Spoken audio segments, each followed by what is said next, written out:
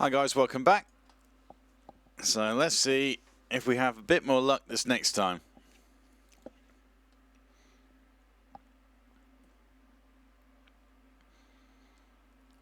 It's got black screen like my monitor disconnected or something.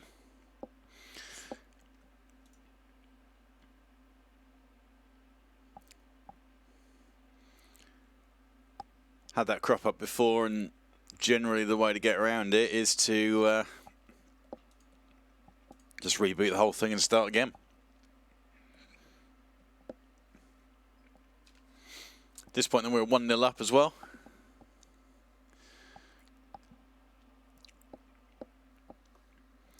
What's the bet we draw this now, 0-0?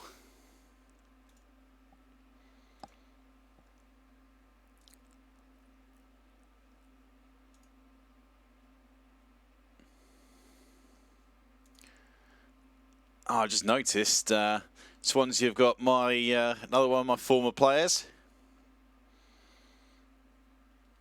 125 games for me, but long old time. 8 years at the club, signed in from Villa and then from West Brom, Birmingham lad. So yeah, looking at his stats compared to what he did for us, like 8 finishing, 8 crossing, but he only scored 17 goals. That's crazy because even though I had better players in my team, I always just got the feel of if we needed a goal, Martin Coney was the guy that would sort of come up with something for us, either from an assist or from a goal himself. He was just so direct.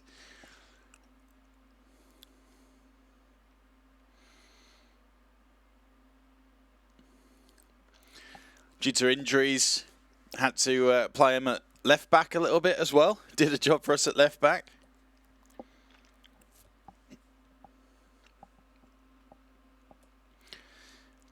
This game starting much in the same way. Good ball from McCabe.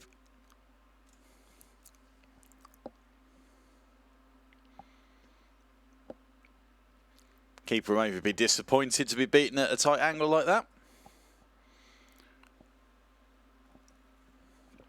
It was floated nicely into the corner over the top of his outstretched hand.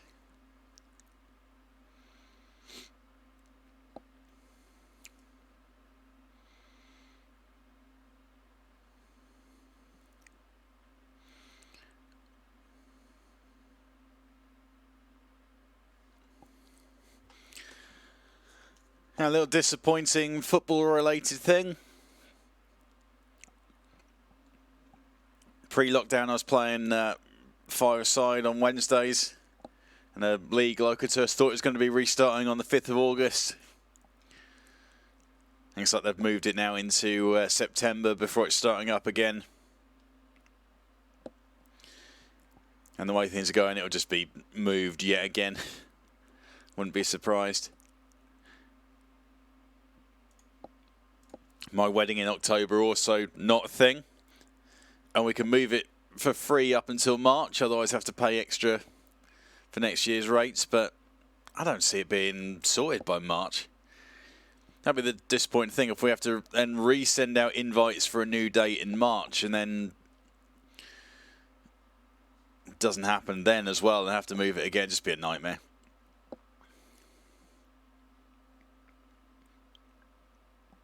Might have to be just go for October next year and hope for the best.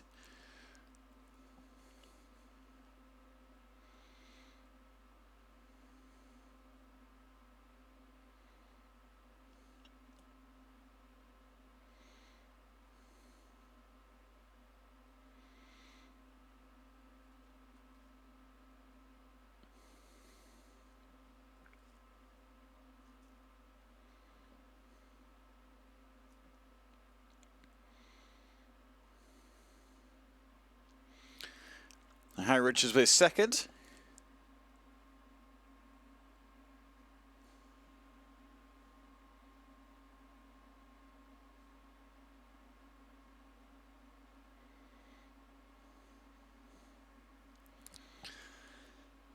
Now I was hoping to Take him off for Robert Uche.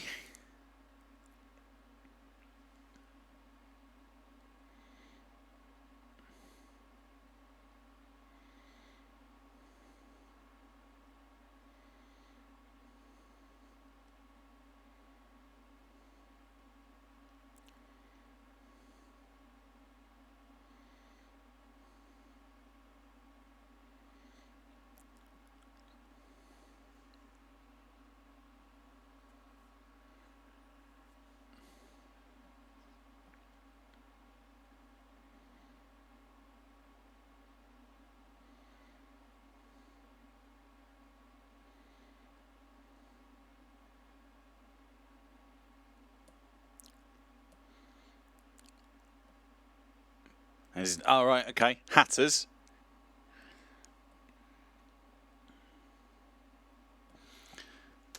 Hatters within 60 minutes for Harry Richards.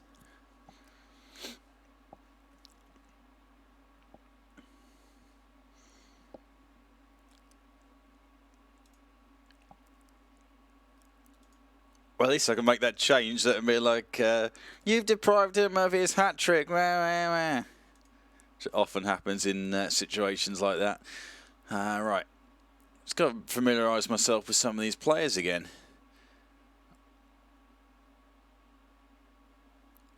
Oh, yeah, okay, so Jan's one of the players that I bought in. So let's give him a little run out on the left.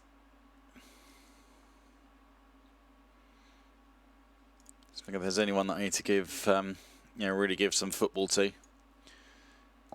Let's give Jeffrey Jan a little run out as well.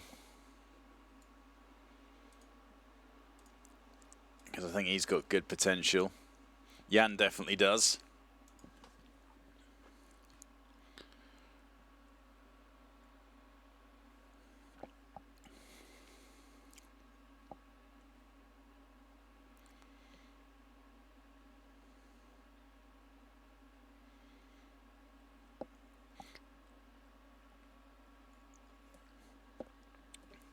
At least we know that that didn't cost us.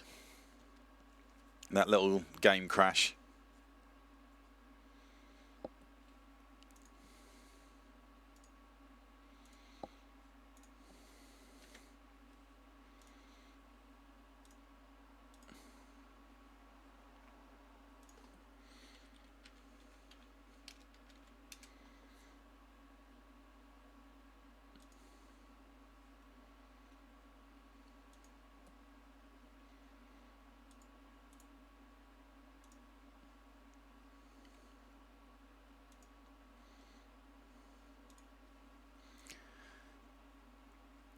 Ben Miller impresses on Manchester United debut, and yeah, I mean, that's going to work. He did a job for us. Against Swansea, you can kind of get away with that. Swansea were my old sparring partners from way back in the day. Down in the Championship, for example, we beat up on each other quite a lot at Gillingham. I think they had the better of us more often than not, actually. They were the better Championship side.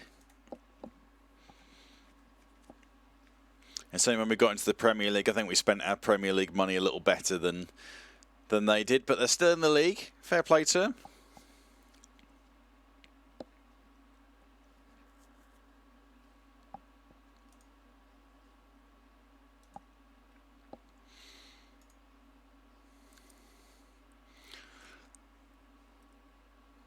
So our Brazilian goalkeeper. You got to worry for a Brazilian if they get put in goal about their abilities. Juninho, the 20-year-old, not that Juninho, by the way. I mean, actually, Cellnet. Who remembers Cellnet? Probably not many people. Show my age a bit with that one, but yeah, there you go. Super crisp editing on the fly.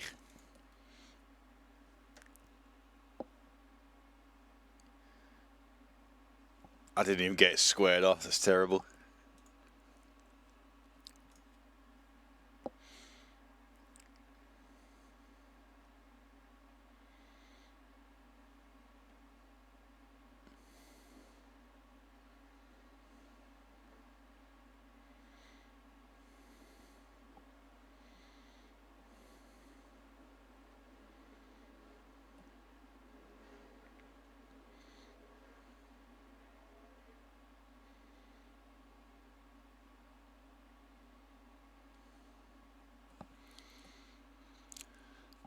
Okay, so I can pretty much go full rotation against Cork City. Then we've got Villa in the league straight after that, so it doesn't really make any odds, to be honest.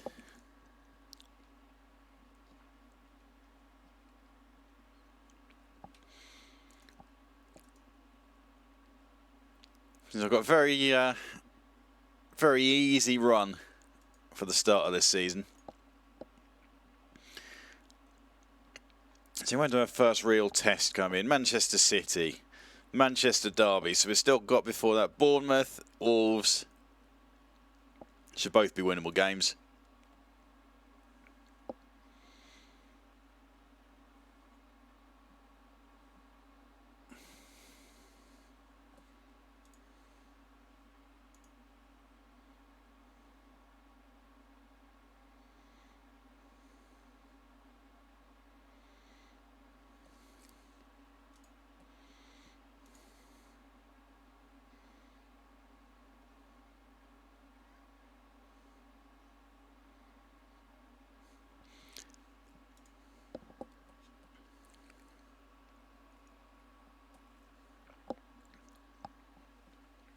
This Euro Cup 2 is a double header, 2 legs as well.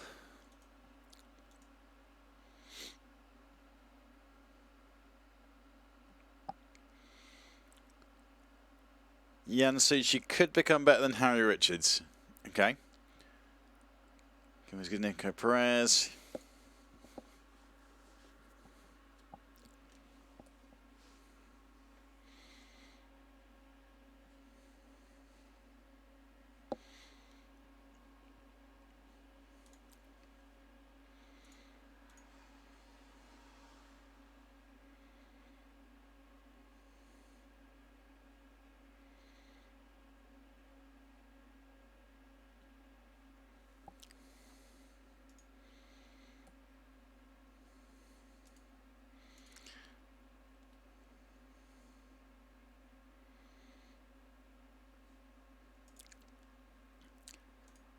For a couple of these star files. I was going to do that off camera, I remember saying.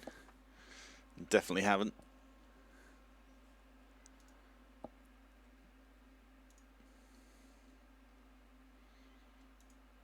Sure I changed. Oh, I didn't. Right, okay.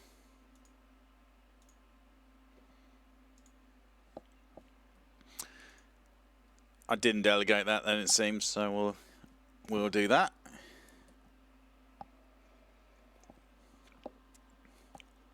So anyone that's a Football Manager regular, it feels like skimming through the menus and going between matches. Feels like it takes a long time. So if you guys got any tips on how I can speed it up a little bit on stream, that would be good.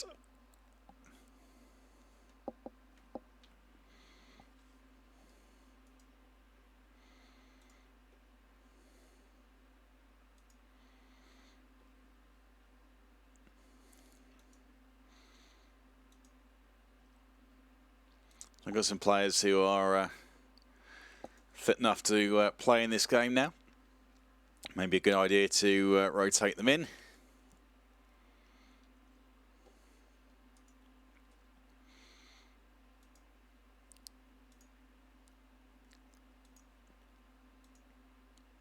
Let's give all of my younger players a little run out here.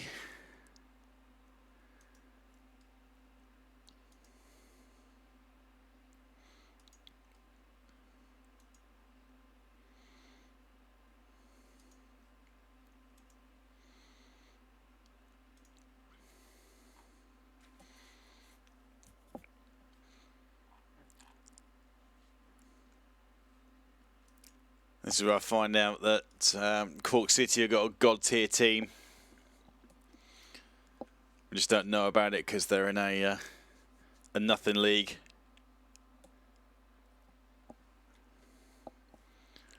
Say Farmers League, but that's a little mean.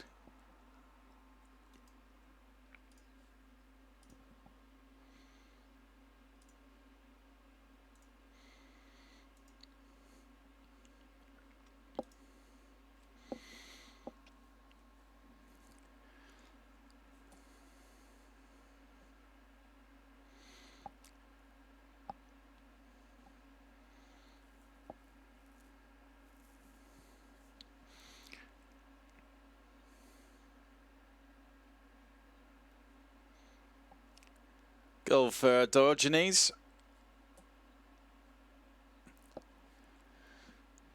Now, who is he out of interest? So 20-year-old Brazilian, a lot of potential to develop, big dribbling stats, technique, finishing not quite there yet.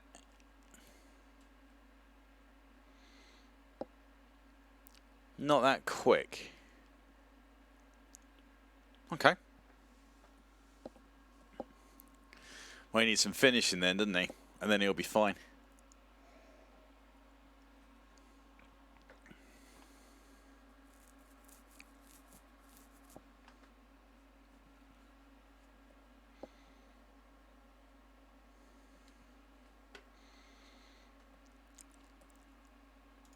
Banging the goals in against Cork City at least.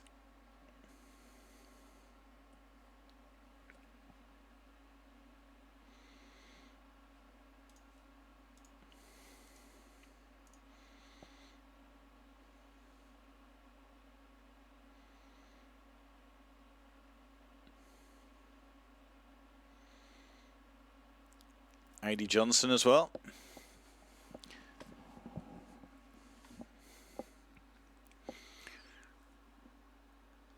Good young English striker. I doubt he'll get much of a look in with the players that we do have in the mix, but maybe in a couple of seasons.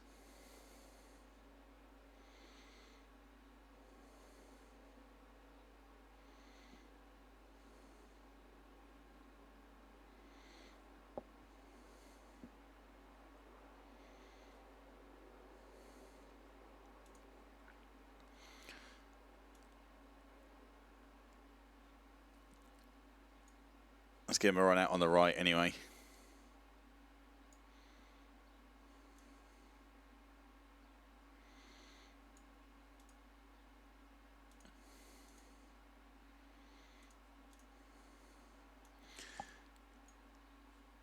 And John Brown can slot in at right back. A little bit of football for him.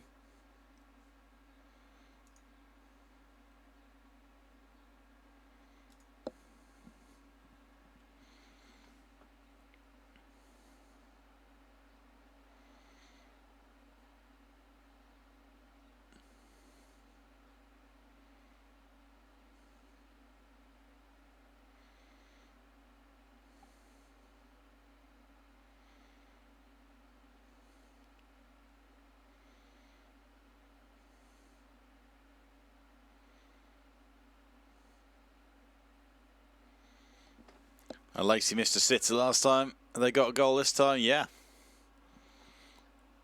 Pulled one back and away goal.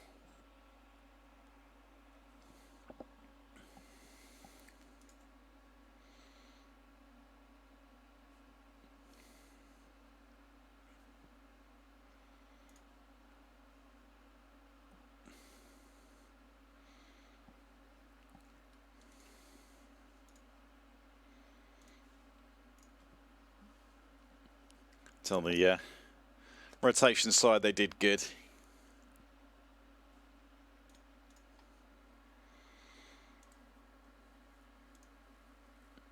How's this guy get signed for? Just short of 20 mil. From FLA.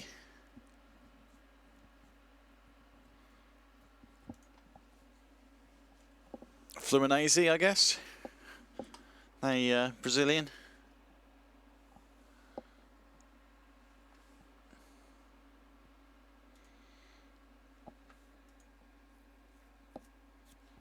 Okay, well, back into the league then. Against Villa, who are at dead bottom.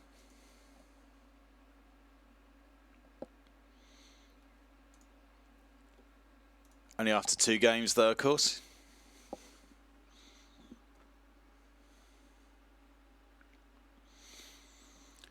Be on the lookout for any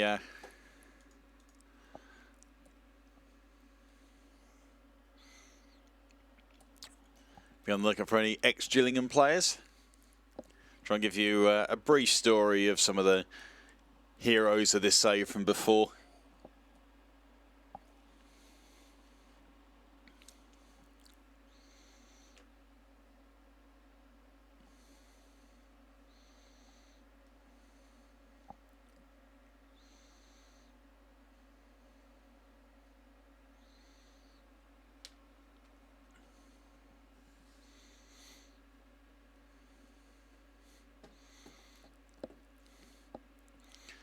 Harry Richards' worst training performance.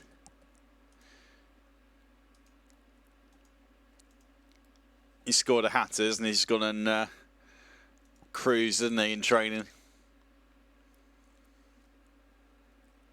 What a lad, eh?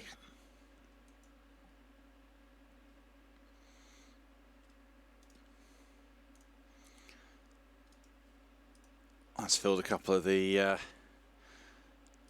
staff spots. How are the old? Okay, not bad. Bit of work to do. Still one spot left to fill as well.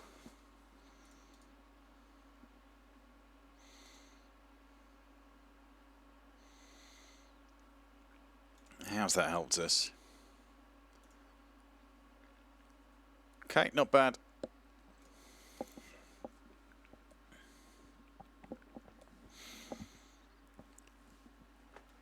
Eventually I just get to the point where all of those bars are yellow and we've got the best stuff in the Premier League. Not sure how much difference that makes. There are YouTube videos for people who've done experiments to try and find out.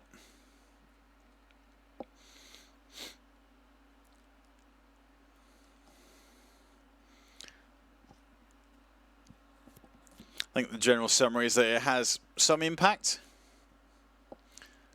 Especially over the longer term, you might feel it a bit more, especially with player development and that sort of thing.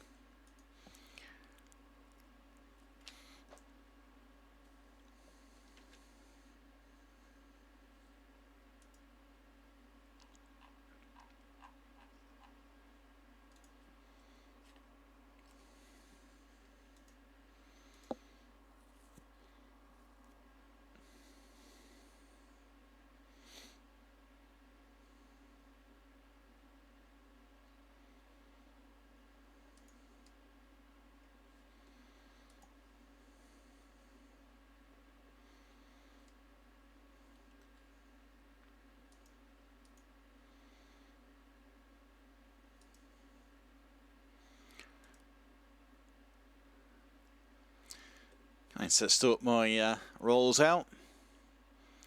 I tend to just put everyone in their best role as a matter of course.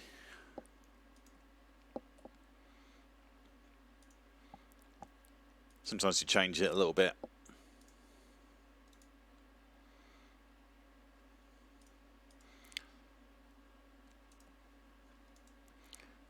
You know, generally, if you've got everyone doing what they're best at, it should generally come together and just work out.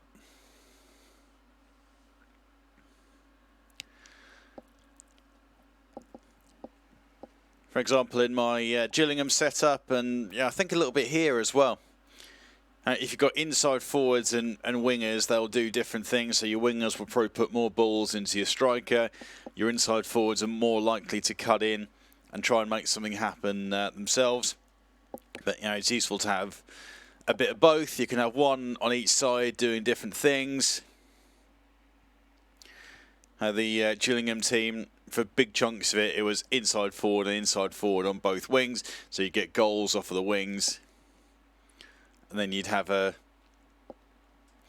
striker in the middle that would clean up. And then you've got the cam to kind of create for them. And it works quite nicely.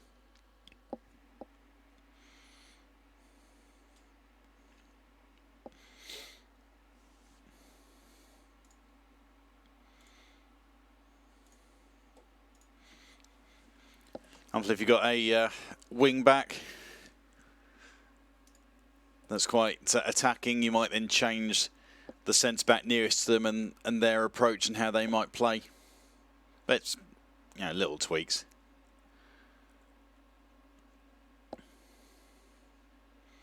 In your central midfielders, you might want someone to be more defensive, someone to be more attacking, but it kind of works. You just stick everyone where they're comfortable. And generally, it doesn't fall apart too badly on you.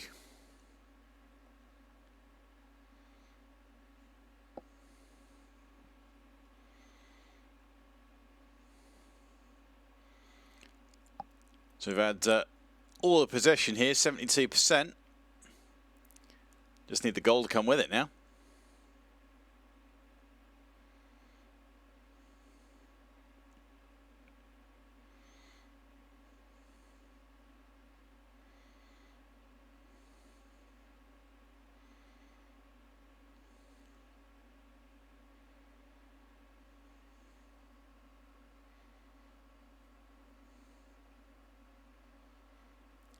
Harry's in. Oh.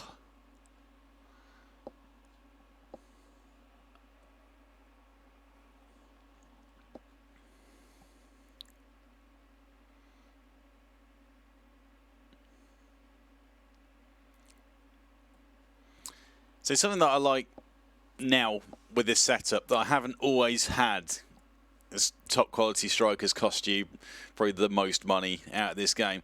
So Harry Richards, 18 finishing.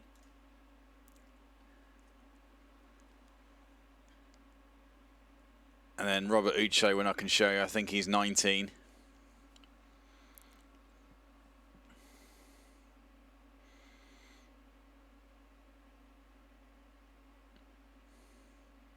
But the amount of times in the lower leagues where you get players, well, they've got good pace and good dribbling, or a bit of both, that come through and get gilt-edged chances constantly, creating chances. But then it comes to sticking it away and they'll blast it wide or side foot it into the keeper or whatever.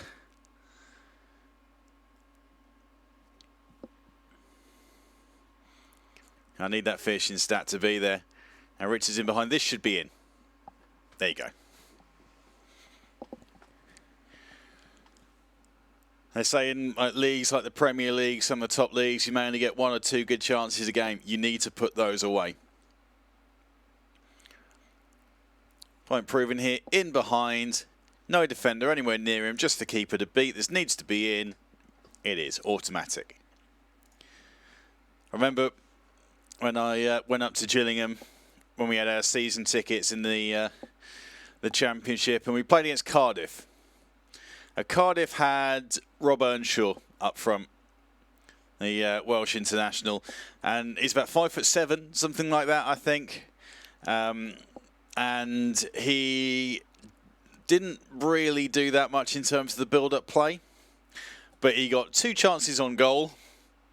He scored both of them, and we lost 2-0. And it's just that unbelievable. Of course, he's international. He played in the Premier League for a while, and that is the difference between a Premier League goal scorer and a Championship or a League One goal scorer. Now, just out of interest, Billy Spalding, so he's not going to develop that much. So he suggested as our first choice 20 agility. That's mental. He's got 18 pace, but he's a little cross and dribbling decent. Oh, some decent technique. Yeah, okay. So Billy Spalding is generally okay, but that's it.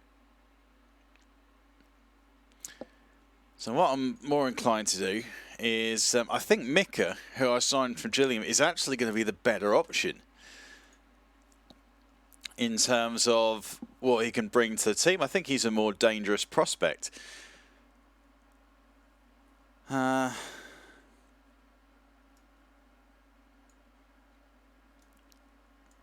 Just going to make some swaps here while we're at it. I think Mika's going to be more effective for us. And he's 29, so he's not going to be he's not going to be the long-term solution, but I don't think Spalding is either.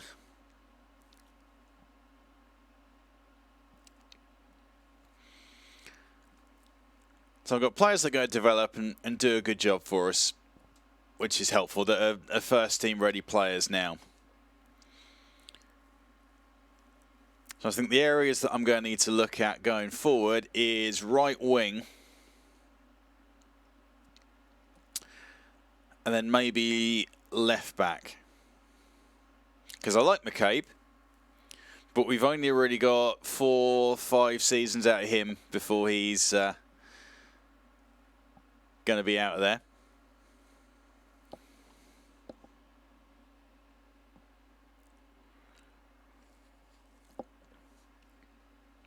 If Billy Spalding's not going to develop a huge amount, I don't need to be giving him lots and lots of first-team football. He can just rotate in with Mika.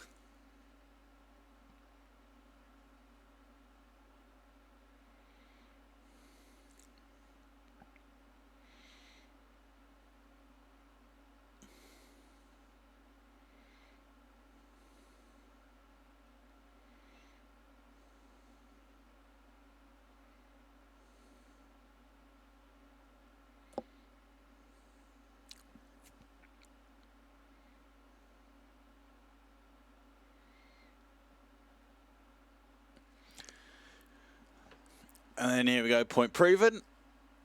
Uche beats the man. Little dinker to the back post. And Mika's put himself on the score sheet.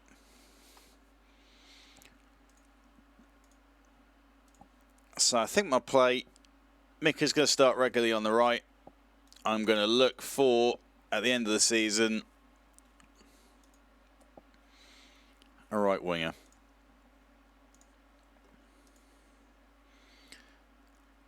See who gets suggested to us here.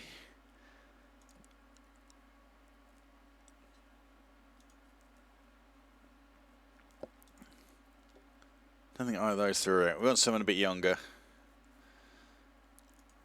Early 20s, 24, 25. Right wing. See if we got recommended. Bozo Cascalan.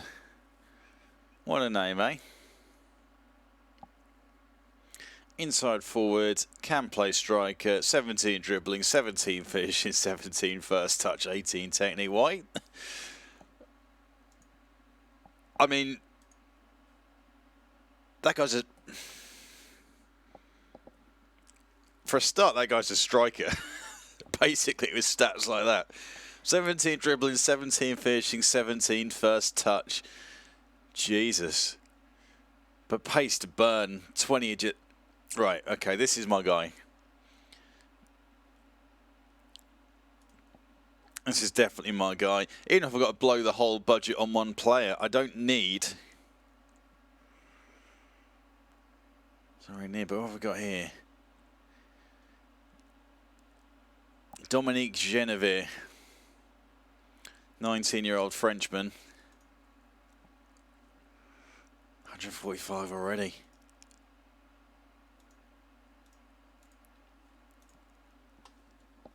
Let's scout him as being a right wing prospect.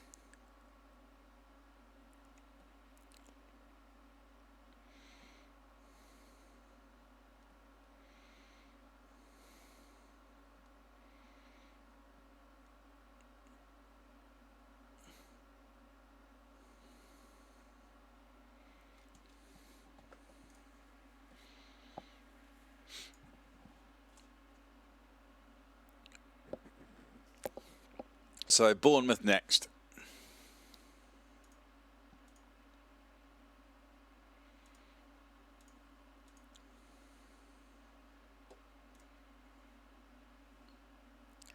Let's have a look at my Dale Roberts hot prospect. Oh yeah, he's the well, striker, right? Okay, yeah, fine.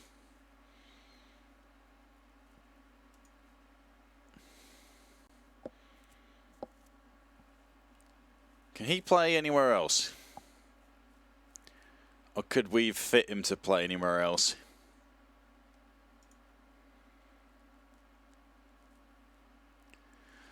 Let's see. Crossing 13, dribbling 13, finishing 10, first touch, technique 14, pace.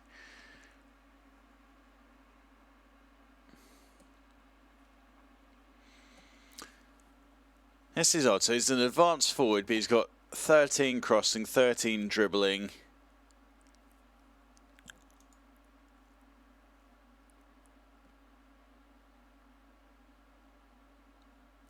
I mean, this could be our guy.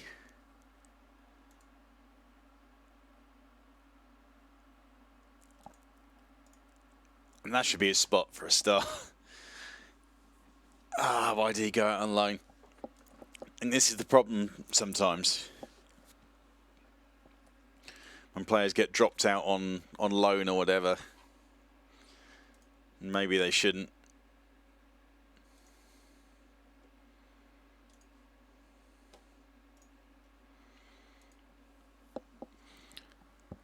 Because with that...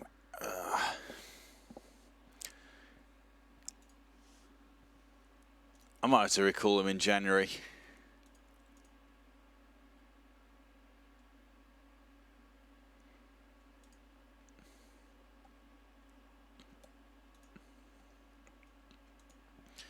Unless I can do it now. I bet I can't. Can't we cancel that side of the transfer window? Right.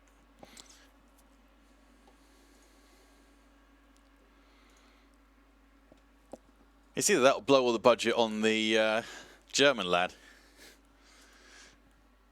which is tempting. That's just the sort of difference in mindset, because if he was at Gillingham, I would have him in the first team squad. I'd be training him in that position. I'd be playing him in cup games there. I'd be playing him off the bench in the league on the games where we're smashing people.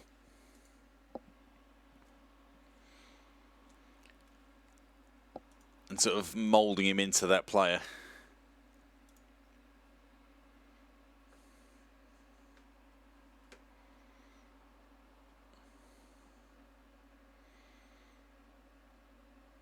But then again, I had a better player.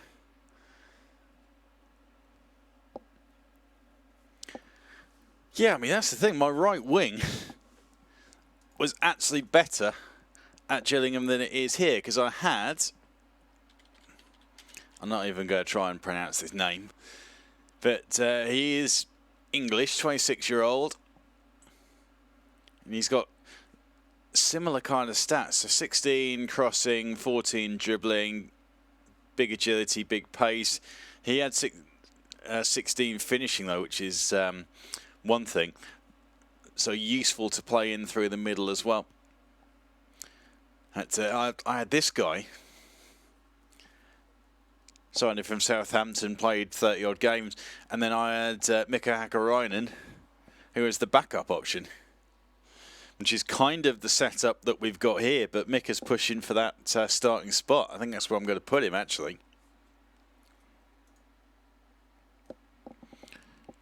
So my attacking right mid actually slightly weakened.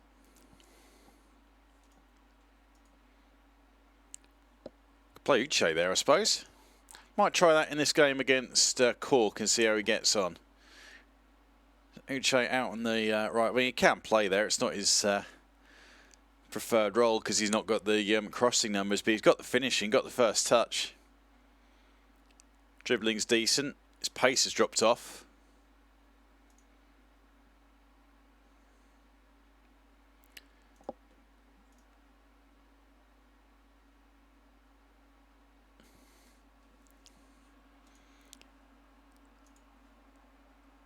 See what it's done here.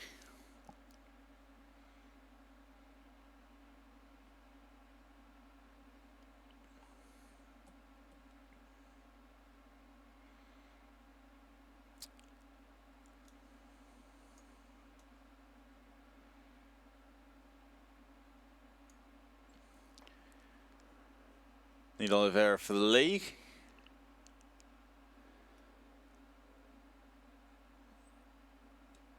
So let's do Uche out on the right.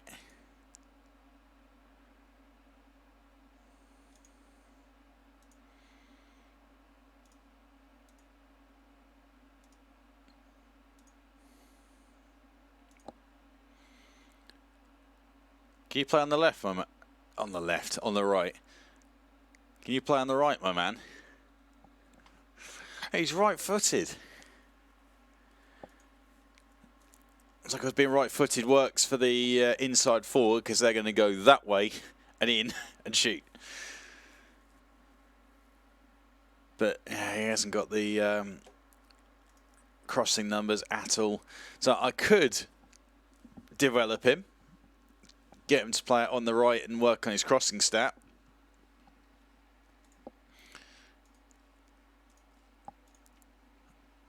But players like that, they're so much more useful just producing goals for you.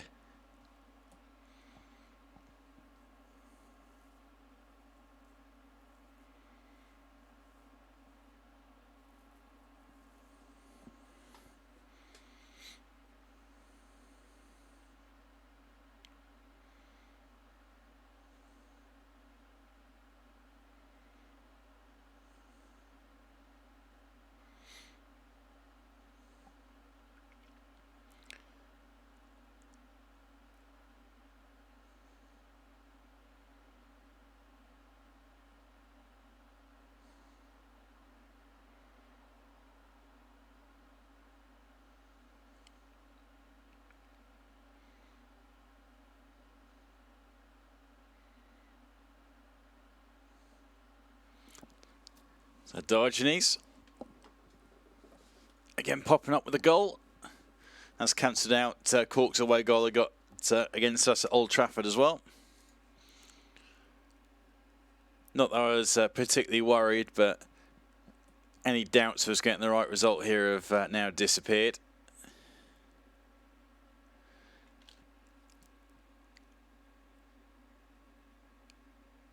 As I think maybe my internet has as well.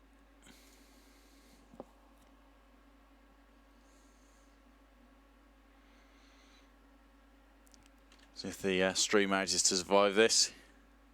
Still sound live at the moment, so we might be good.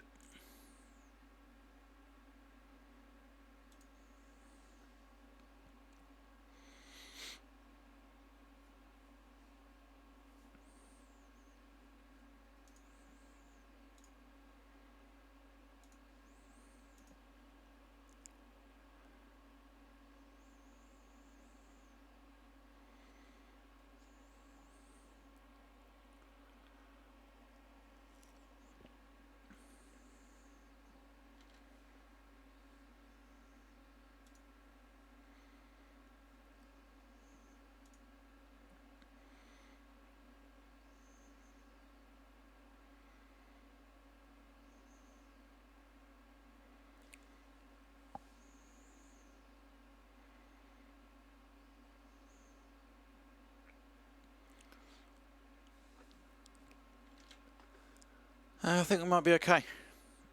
Looks like the stream's managed to survive, even though my phone Wi-Fi didn't. Jan with his first goal for the club, I think.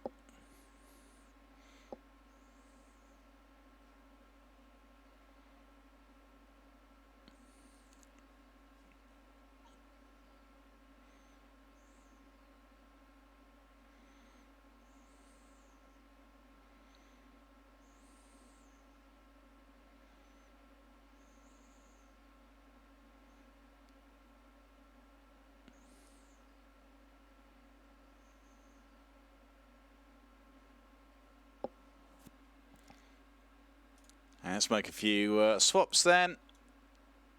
Let's play AD up the middle this time.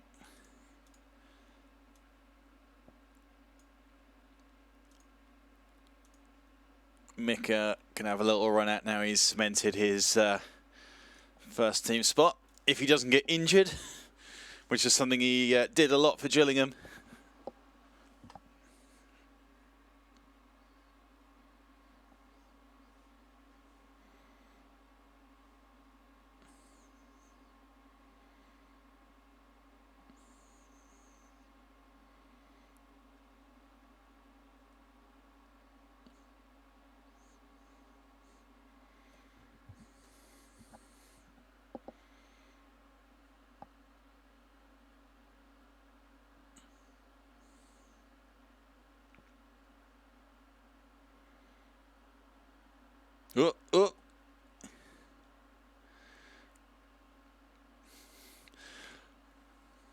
A memorable, a memorable goal as he scores his first for Manchester United.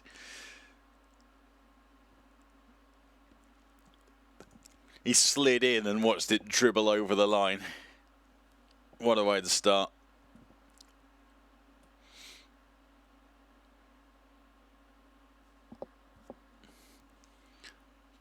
Nice Shola Amiobi-esque of goals. In off his shin, in off his knee.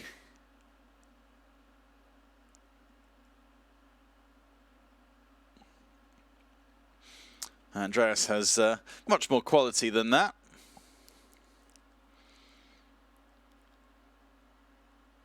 Came in through our youth system up at Gillingham. I think his, in terms of his ability, this UI that I'm using, you can see the abilities. Just gives you a quick snapshot of whether a player is worth looking at before you go through your scouting, etc. Or anything else. But he started in the 90s, I think, when he first came into the club. He's now in the 140s, and his numbers, again, like our central midfielders, just went exponential and just exploded. He's still got a lot of room to grow.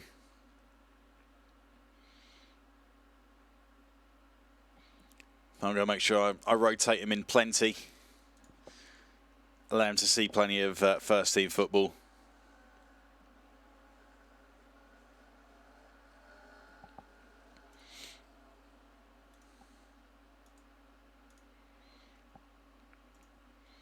And so we've qualified for the group stage. See if we've got anyone to worry about in our group.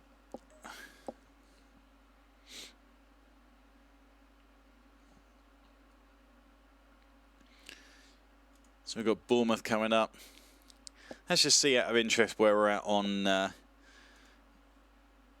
schedule as well. So we have got Bournemouth, Wolves, Man City. The struggle is real because now the coffee's kicking in. I'm quite tempted to have a game of Valorant. See what that's saying before I jump off. Also quite tempted to play that Manchester City game and test this squad against a team of that calibre.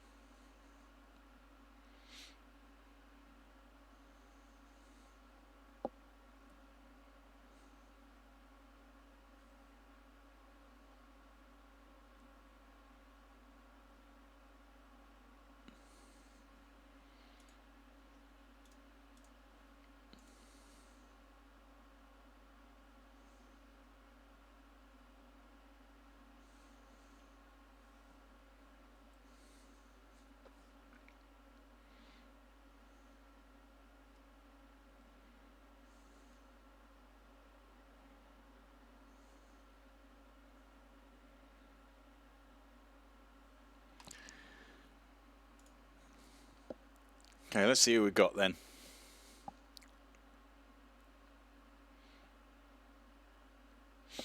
Euro Cup 2. I've never been in it. I honestly don't think I've ever been in it. So I don't know how this works, the calibre of teams that are going to be in it. Utrecht, Honved and Dynamo Brest. Right.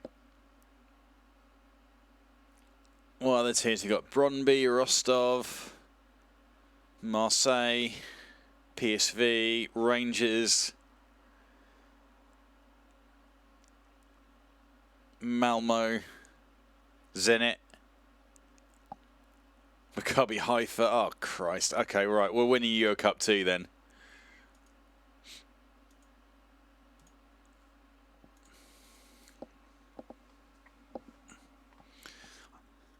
I haven't got the rotation depth yet, really. But against that calibre of team, I don't think it's a problem.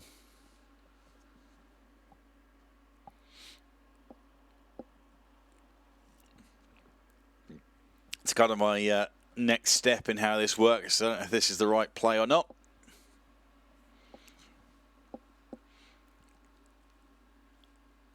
Liam Peate's growing, and I'm guessing he's got some good potential to him. Yeah, decent.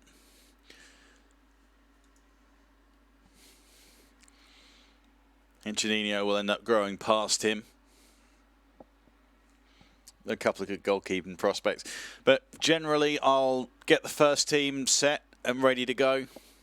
And then I'll start to look at some young players that can sort of develop behind them and fill in. Make sure they get plenty of football that way.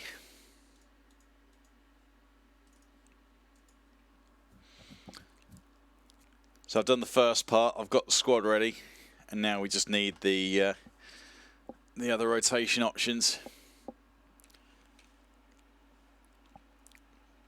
But you can't do it all in one season, or one window. One, it's unrealistic, and two, it's you just run out of cash in the end.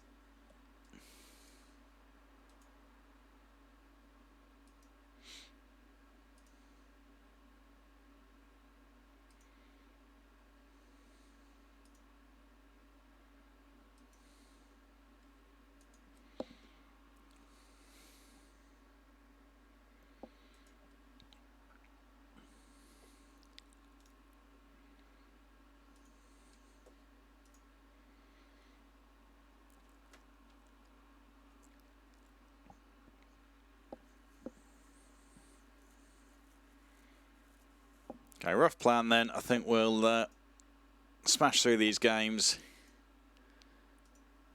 including the City game. Play one game of Valorant, and then we can call it. It's going to get a bit toasty by then anyway. Alright, so C+ manager rating. So where can I improve? Satisfactory. Satisfied with... Yeah, okay.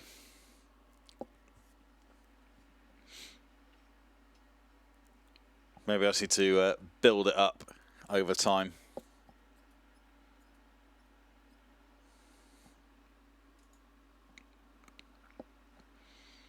Probably a lot of those transfers out. My rating got absolutely smashed for letting those guys leave. But I've replaced them with players that have done the job.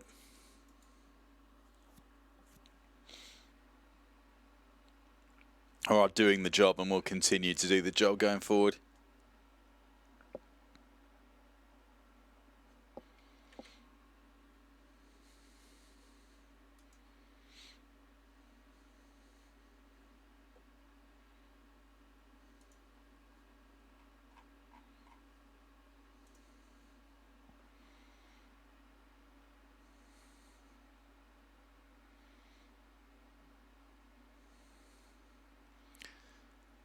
Leicester top of the league after 4 games played. We are a game behind though, so we should be able to do a job. Gillingham, 8th. Not 8th, sorry, 6th. With 8 points. So of course I'm going to keep a keen eye on how they're doing. How some of the players are doing, etc. So let's take a look at that now.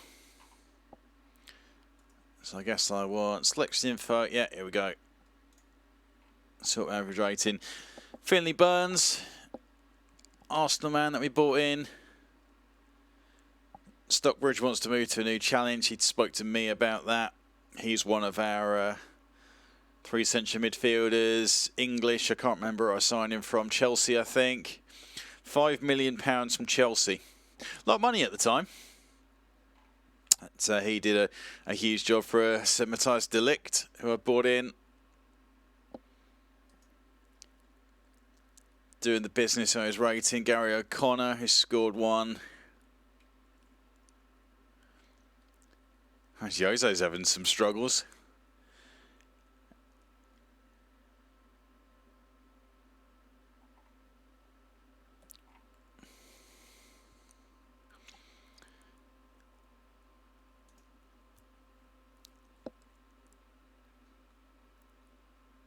I'm going to get a scout report on Keenan McCauley. I don't think he's got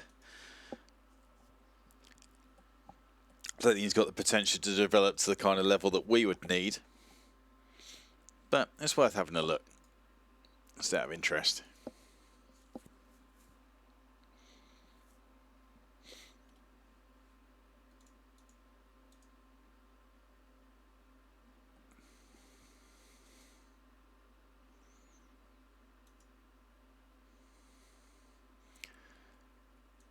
So let's get everyone's position sorted out. The quick pick now starting to agree with me in terms of Mika going out wide. Good to see. Okay, all good. Pop a save for legitimate reasons since we had a crash last time out.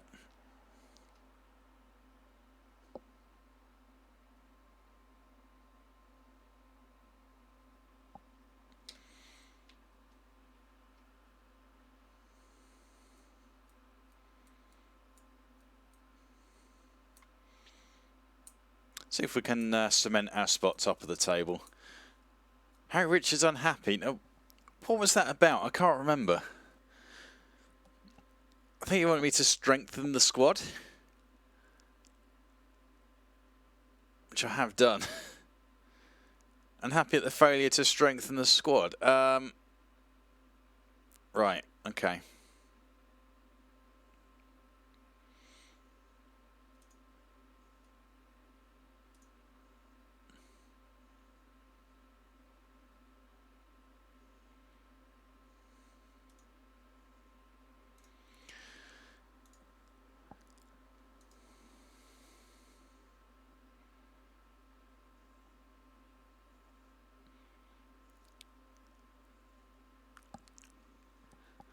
So let's continue on.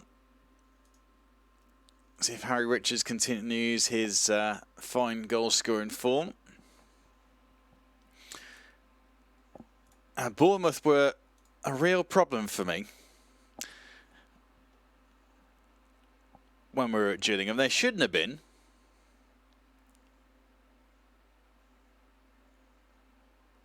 But they beat us up a surprising number of times. Neil Hamilton was the problem. I'll show you him in a second. And their English winger, he must be 28, 29 now. I think he's left-sided, so he's not someone that I'd consider. I'll show you this guy. Yeah, so he's left winger, can play out on the right. Let's see what his on 5-6. So he's 31 now, actually. But 37 goals, and I feel like about 17 of those came against Gillingham, to be honest. He absolutely put us to the sword.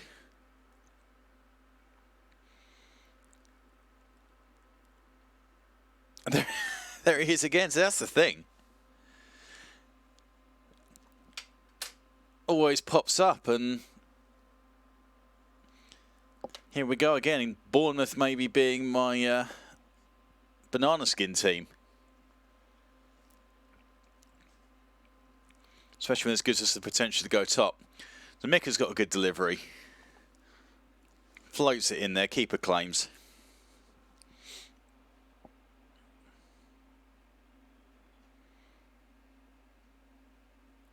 Oh dear.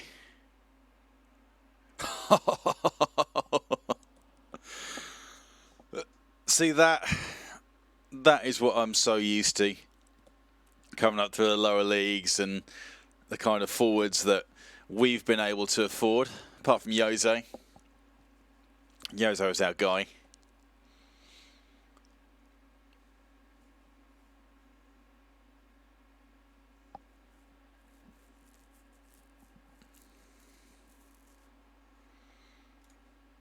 Oh, I'm going to have some words here.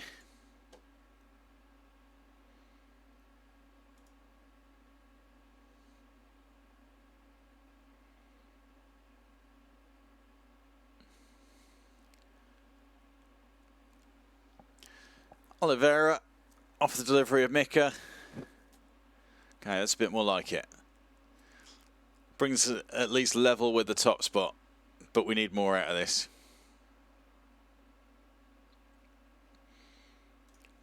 Let's make... It's not screen I want. This is the screen I want. So let's bump into a 4-2-4 and put Uche alongside Richards. So finishing 17 and 18. These guys get an opportunity. It's going in the back of the net.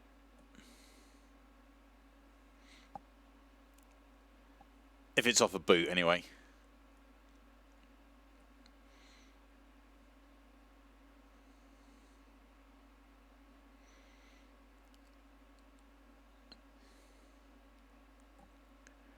Yeah, good save. That's the second time that guy's been through on us. Clean through. And he's missed the opportunity to hammer it home.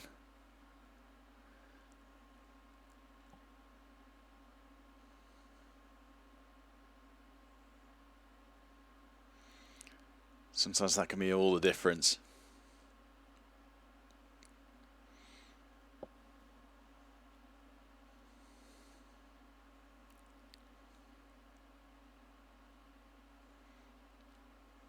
Go on, Robert, counter-attack. Robert, foot in. Kind of worked. Hamilton. I'm so glad you're offside, but this proves how good Hamilton is. Unbelievable stuff. Let's give Jan a run out on the left wing as well.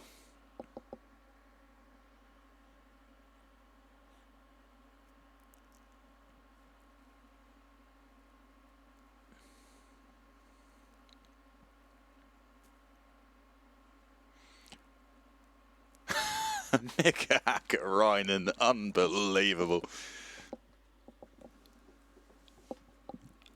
This is why I love him, boys.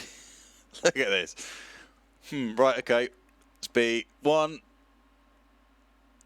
2, bang.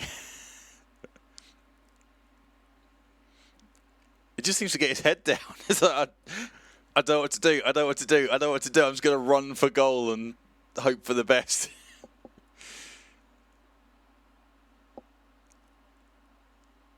Jesus Christ. Goal and an assist, though.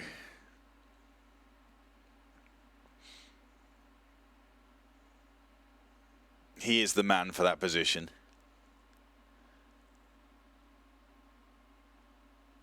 Come on then, Jan, off you go. Off you go, son.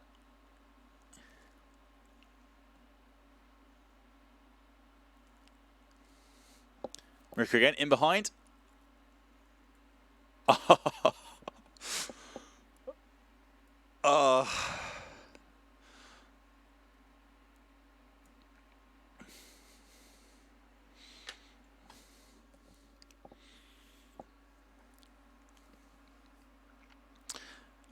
I need a right wing option for when Mick is too old to do it at this level.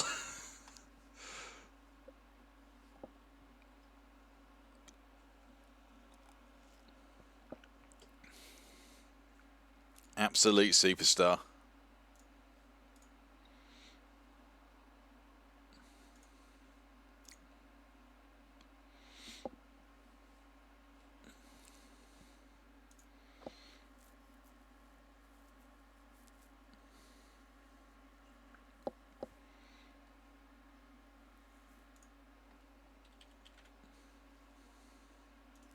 Palace?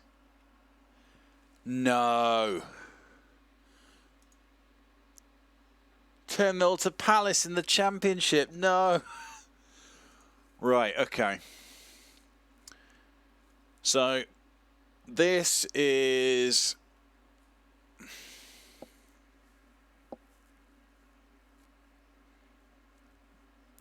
Six games, 3 goals, though.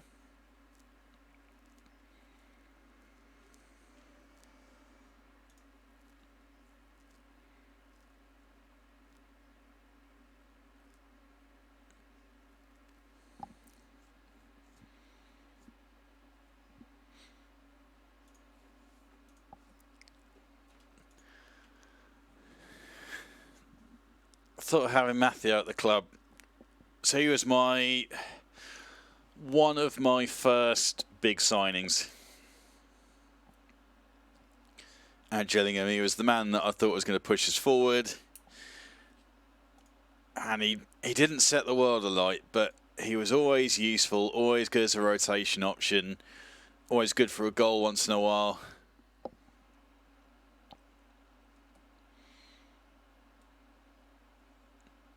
And him and Mick had just had this thing. You know, they played really well together.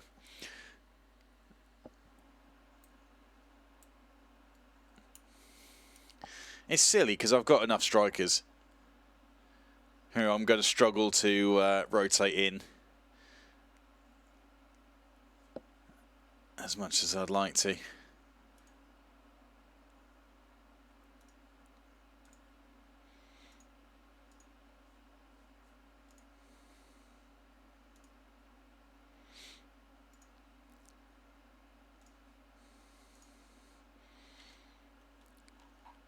But still tempting just to have him sit on the bench for us.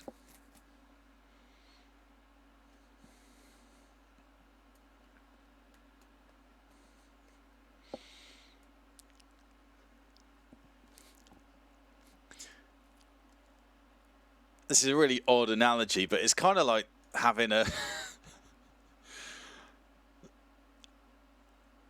it's kind of like having a comfort blanket. Like, he's on the bench, so you know he's always there if you need him. Even though he's not necessarily going to produce what you want. Like if you got your star strikers out.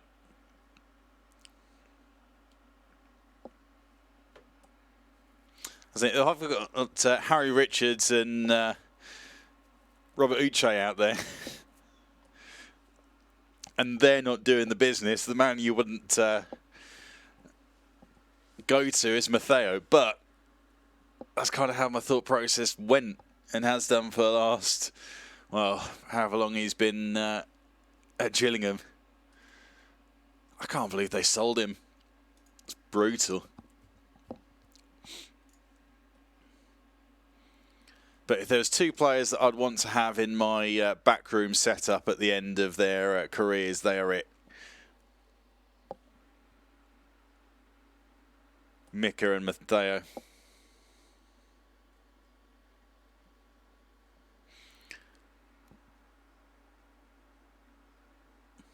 Because I mean, some of the players,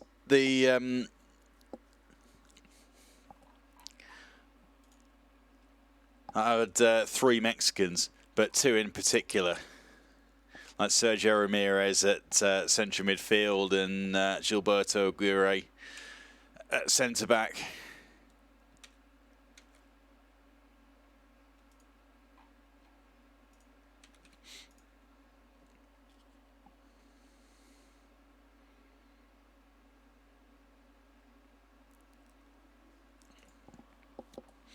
You know, those guys were huge for us and arguably better. Well, not arguably, they are better players. But I just didn't feel the same connection to them.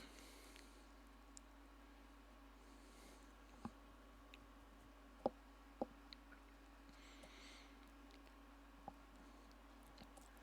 think another guy that was a real utility player for me was Flavien Barbier. Frenchman who was cam, brought in as a cam, but there was, you know, chunks of time where I didn't use a cam whatsoever and didn't have the biggest squad depth, so he'd play in at central midfield, he'd play in at left wing, right wing, had a little spell when of a couple of games just because of injuries, I think, where he played at striker for us. Was there a set piece specialist, so he'd always end up probably in double figures from his goals on the pitch and, you know, his goals from the penalty spot. But the trouble is, he never, he didn't do enough from open play for me. That's the thing. He was always very useful, very dependable, very capable in a number of positions. I'm probably looking at his assist numbers. In fact, let's do that. Let's take you over to him. And we'll have a look at his assist numbers. Oh, he's at Napoli. On loan from Gillingham. But 36 million, so he was a huge signing for us in terms of money. Let's see, assists. 53 assists, so 3, 7, 3. Okay, so he didn't... yeah, fine, so he didn't get that many assists, really. I suppose getting on for 15 goal contributions in a season. Kieran McCauley not going to develop.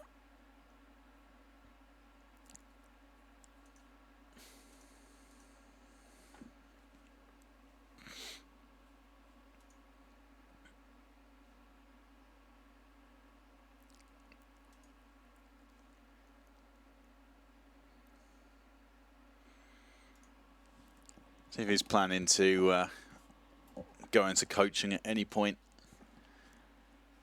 Might try and pick him up then. David Guarino, 17-year-old Englishman. With a bit of Italian in him, of course. Yeah, there we go. In the under-23s, developing really well. Potential to be a good right back. Dynamics team leader. With leadership at 6. Okay. Oh, he can play at left back as well. This is 113. Right, so a bit of work to do, but... well, hey, there's someone.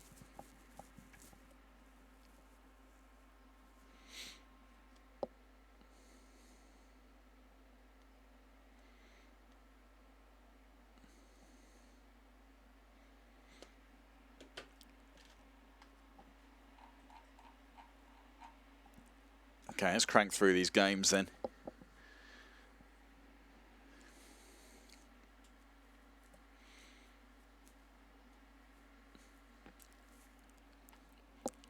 As fun as this is, you don't tend to, and again, maybe this is my setup and I could crank through these a lot quicker than I do. But it feels like you spend a long time playing and don't really get anywhere. And you've got 10 games left to go at the end of the season. You're going to put a little run together, and it feels like it takes you the day. You have to commit the day to play Football Manager to get those last 10 games done.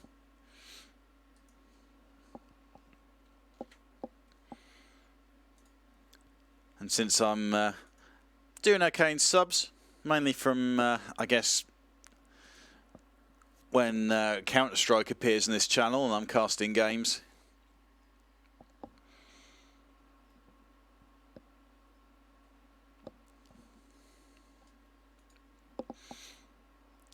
I tend not to have that much interaction really on things like this. It'd be nice to have the backwards and forwards going.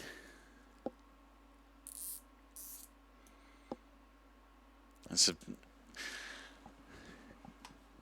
a Euro Cup game as well. Maybe we'll do the Euro Cup game and call it.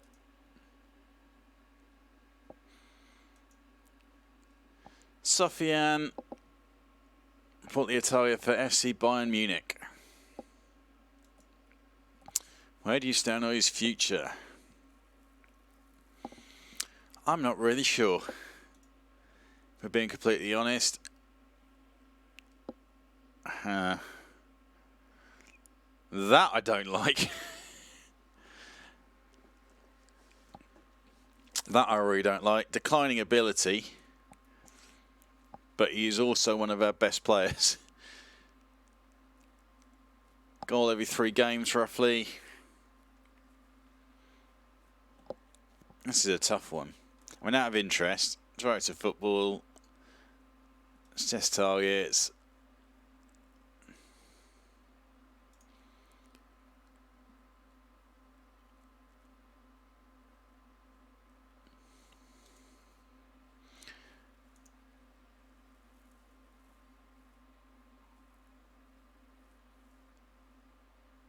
Now, if I could get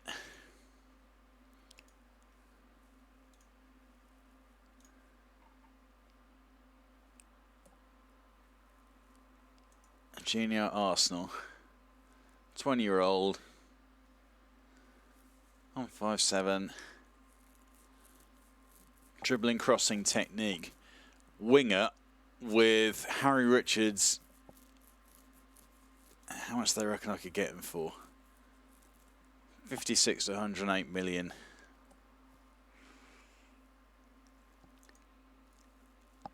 If I could get the right money, I might be tempted. Especially since I can get that wage bill down.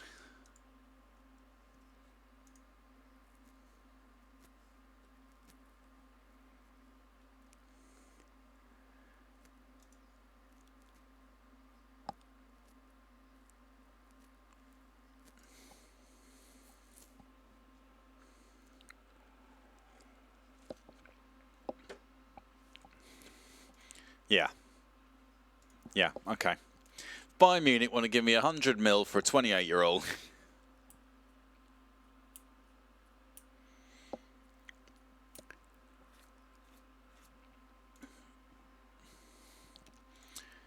Who I could replace with a 20-year-old Brazilian wonder kid. Who, granted, doesn't have the same ability, but already has the stats that could come in and be useful and maybe fit my system a little better.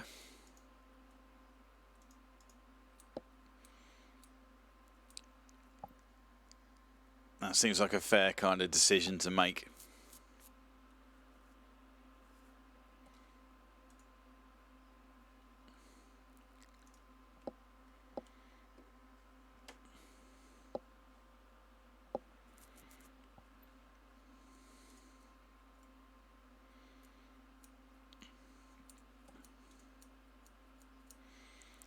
And as shown by our league position, we're up there and we're competitive now.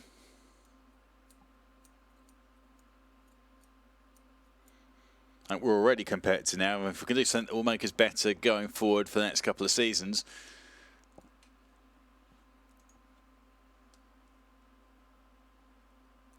That seems like the way to go to me.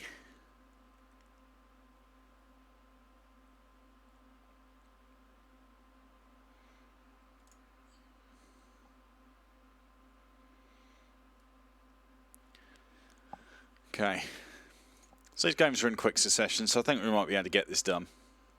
So let's do Wolves, Brest with a rotation side, see how we shape up against Manchester City, who are there or thereabouts in the league.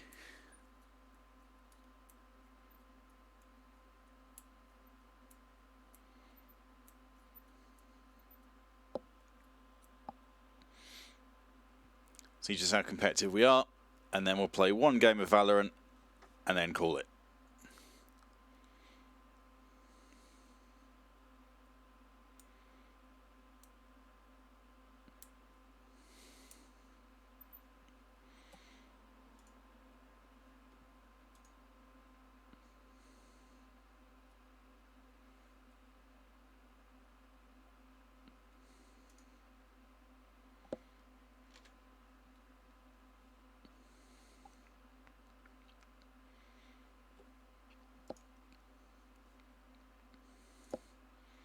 So I completely forgot to do.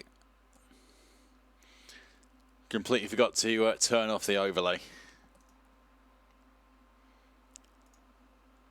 Never mind. Okay, so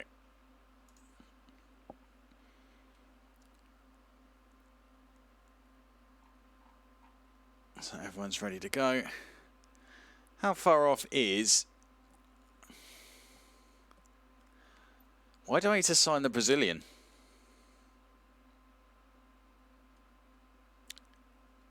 Because we've already got dribbling, finishing, different kind of player, but someone that is going to grow and develop, who could do that a lot with stack loads of first team football. going to allow me to grab, potentially anyway, that German to play on the right. It'd be unfortunate for Mika, but then that's going to solve my problems.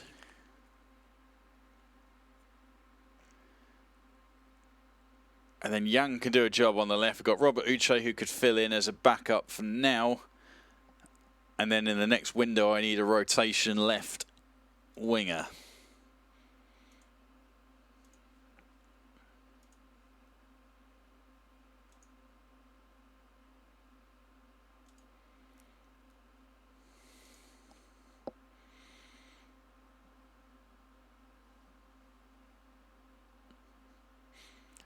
I think this is what you call a plan coming together.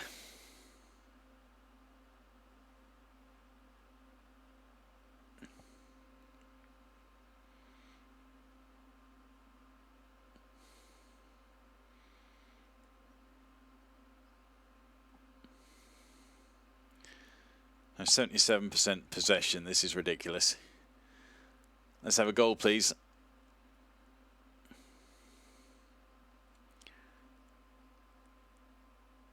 And Harry Richards looking for some kind of support, which he gets from Sofian, who's a little bit under the microscope now.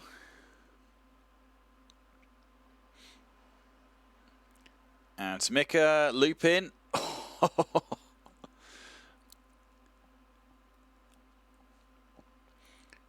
I mean, Mika's tiny as well. I don't know how he wins this many headers. He's certainly getting his assists in.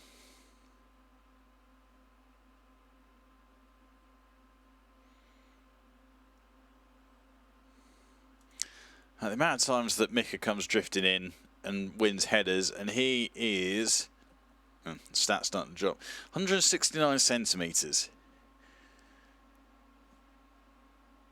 So 169 centimetres in feet.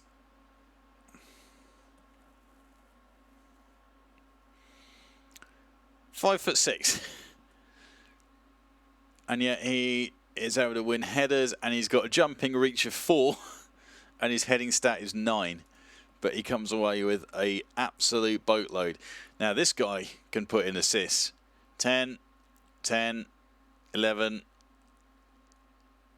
He's got 2 for us already and 3 goals out of 4 appearances.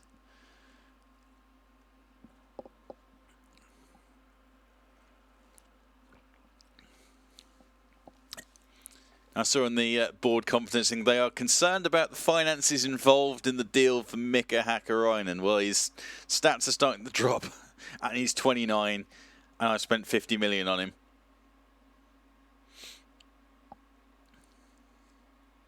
And that's why.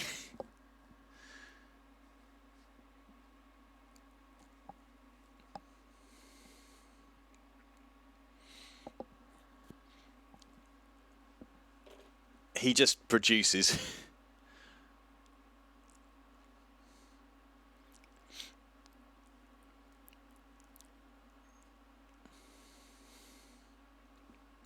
He'll always produce chances. He doesn't always produce end product. And that's why he's not one of the best players in the save. Far from it, in fact, but so exciting, so useful.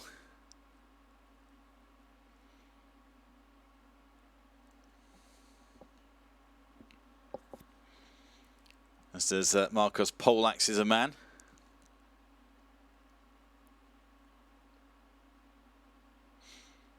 And there's up to Richards.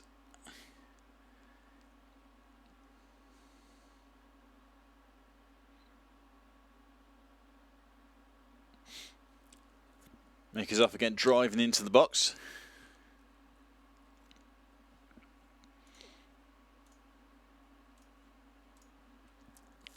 Let's tell that to keep it going, more of the same.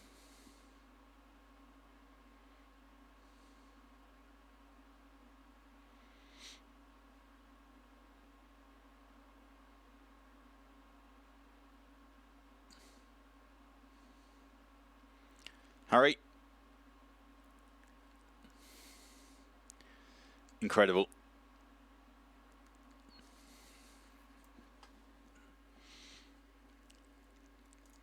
So glad I signed him.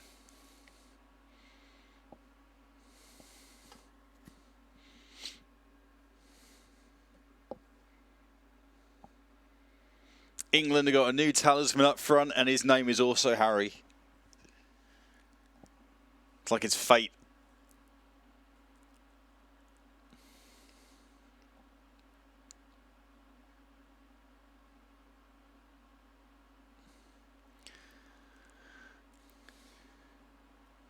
Diego Valenzuela, Spaniard, ex-Gillingham player.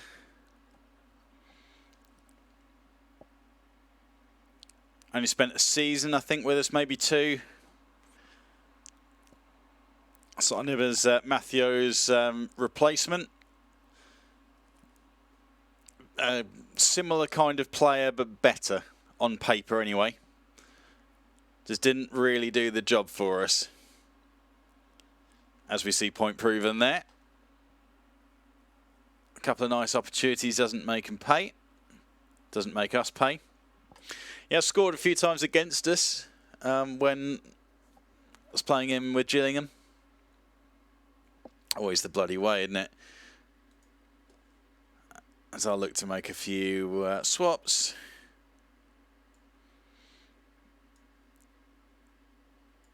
Give you on the run out.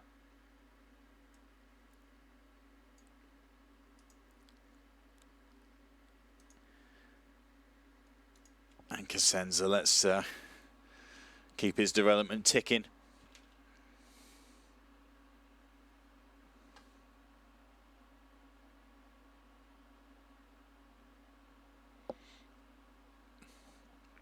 Fraser McCabe.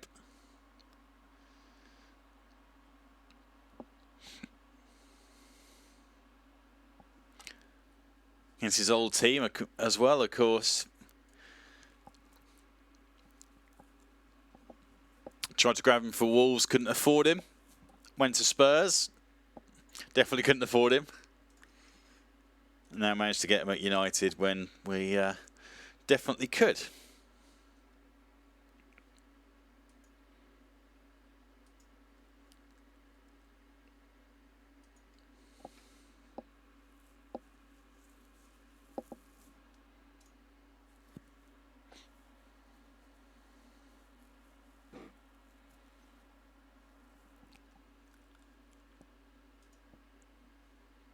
By watching Sofia, I'm going to just let that play out for the time being. Maybe around January we might try and force some hands. But I know if I offer him out, he's going to kick off.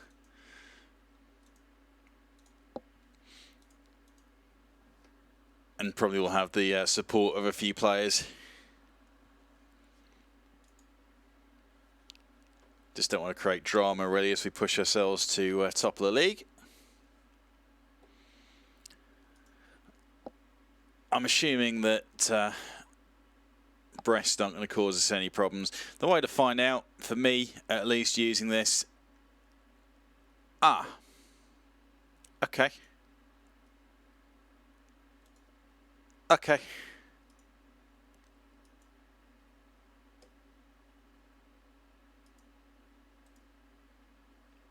Well, we'll never know. The way that you would usually find out, though, about threat or the threat of a potential team that we're playing up against is go onto their club info page, have a look at their captain, vice captain and top player, have a look at their current ability, see what sort of numbers you're talking about, and then you can compare that up against your own squad and your rotation options and that sort of thing.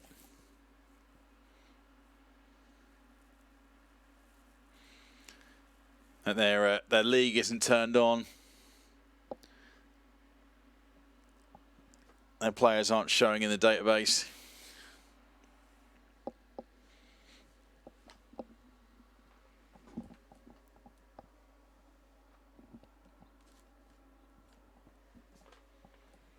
That tells us a couple of things. So one, we won't know, but two, we're not going to face any real challenge. So the full rotation side will go in. Easy when expected. Yeah, of course.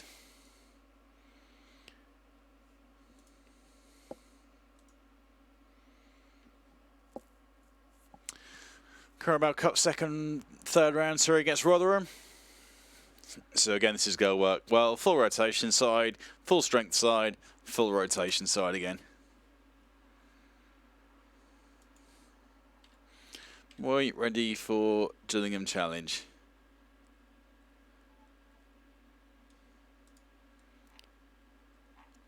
What's that all about then? Ah, Rents manager. John Boy. Yep, fine. That makes sense.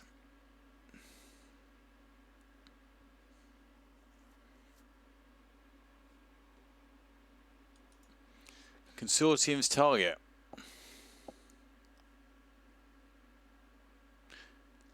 They were naming new managers so they prove successful.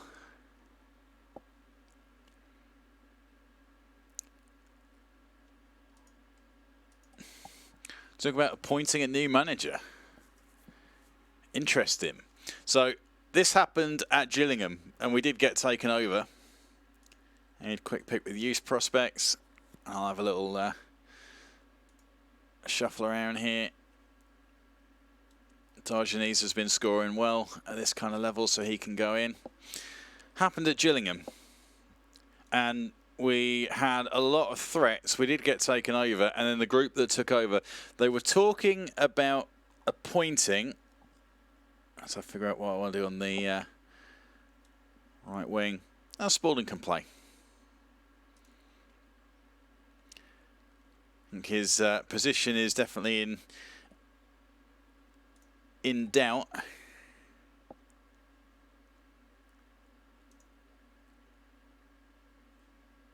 I thought I had.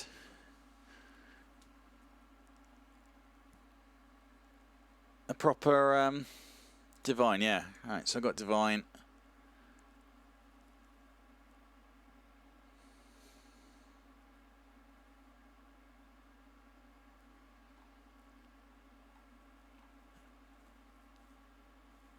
And I'm sure I had a Cosenza. Right, there we go.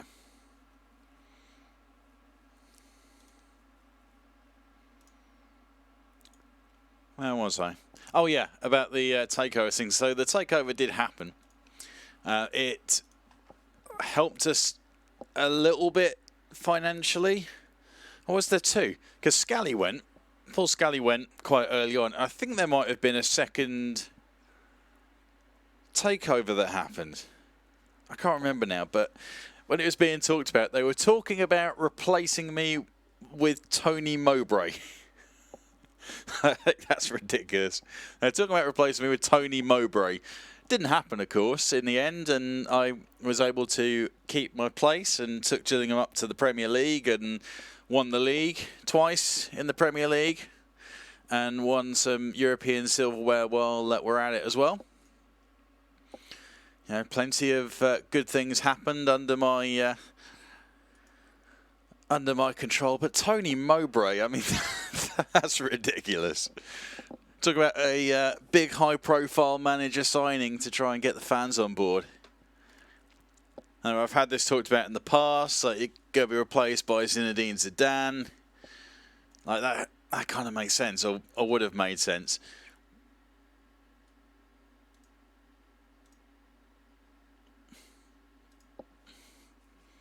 Yeah, that's unbelievable. Be disappointing if that does happen and a consortium does take over and then boots me out after I've just built my squad. I think that will take this series in a twist that I certainly didn't imagine. And fish out of water will definitely be right, because who knows where I'll end up after that.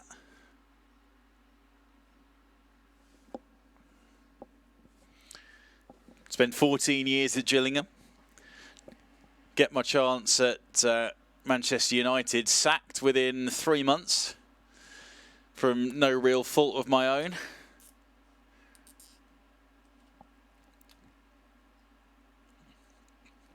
Having spent, if you cancel out the sales that we made, spending £250 million in the transfer window to build the squad that I wanted, then to be like, nah. So Diogenes looks like he's going to be on the scoreboard again. In Euro Cup 2, does slot home the penalty that he earned. That's his fourth goal, all these coming in cup competitions.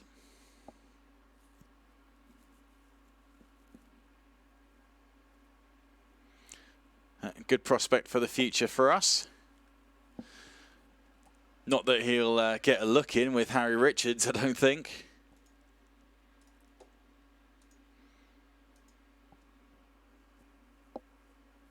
Yeah, if he does develop behind him, that's make him useful injury cover. Try and negate the issues that Spurs had when they lost Harry Kane. Oh, wow, that's wild.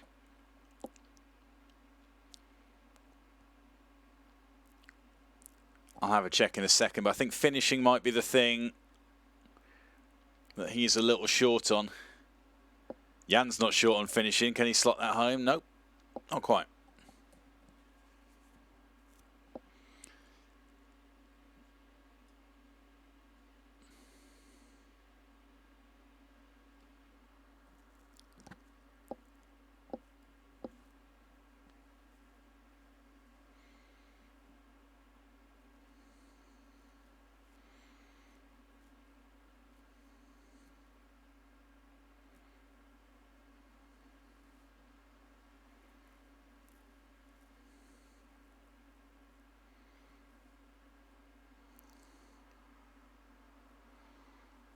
Yes, we're never in danger here in this game.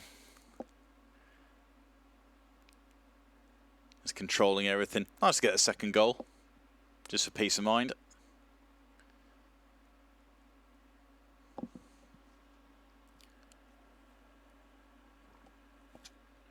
I don't think it's particularly important that we get that either.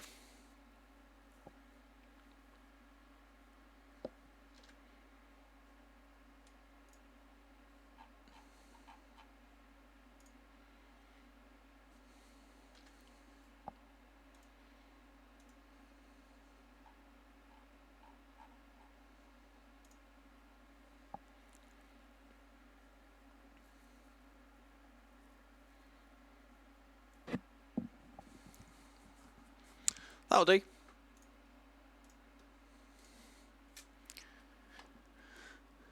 Just got to do a job with our rotation side in that position.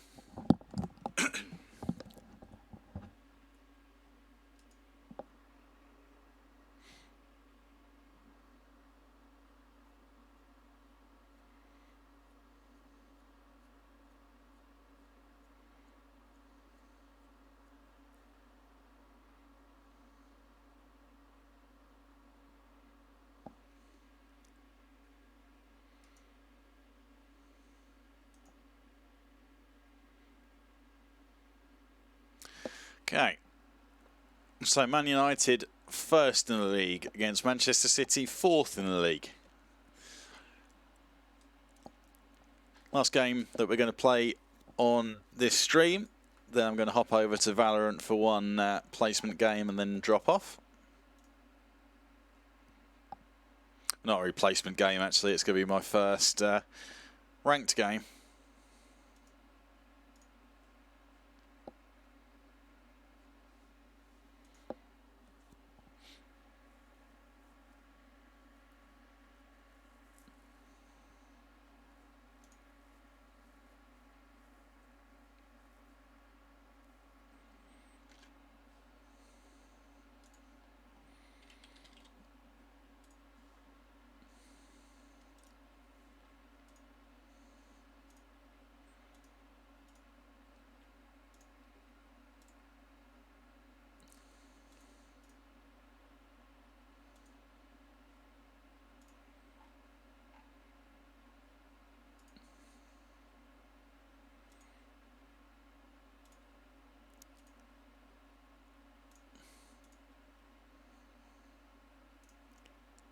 Get these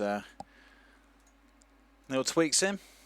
Good that we have to change the setup too much between the full rotation side.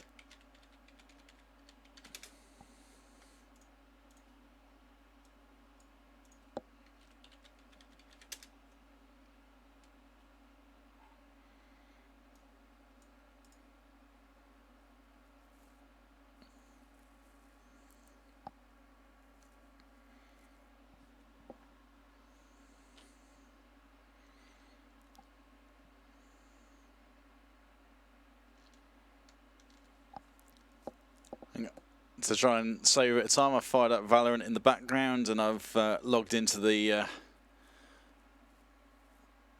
wrong account, I think. Hate when that happens. Let's jump out of that and start again.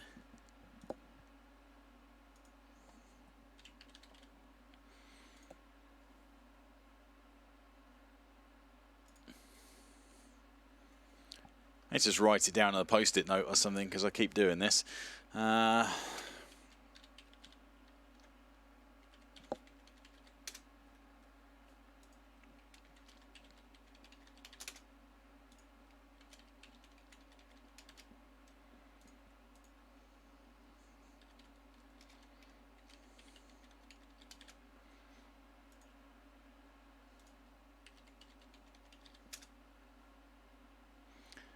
There we go. Right, and I've set it to stay signed in now, so it should just open me up to that account from the beginning. He says, wouldn't that be nice? They've got Rotherham, should win that with the rotation side. Bristol City in the league.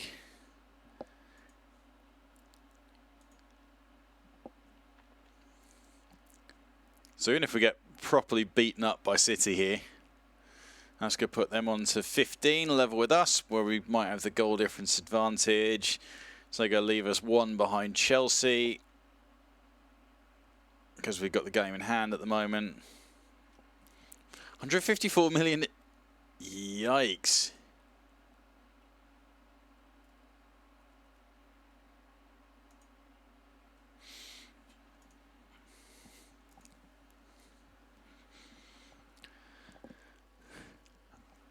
So I did actually want applied and interviewed for the United and the City job, which is a little controversial.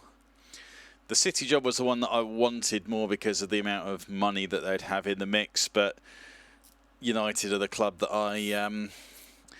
it's odd, like growing up, all the glory hunters were Manchester United fans, even though they'd never gone and seen a game.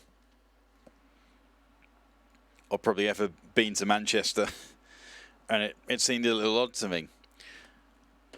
But now they're the club that doesn't throw a load of money. I mean, they've got money, of course. They've got stack loads coming in from everywhere. But because they do it in a slightly different way and they've got all that pedigree without throwing billions of pounds at it, they've kind of garnered a lot of respect from me in that front. And I'd much rather see them sort of win out against the likes of Manchester City.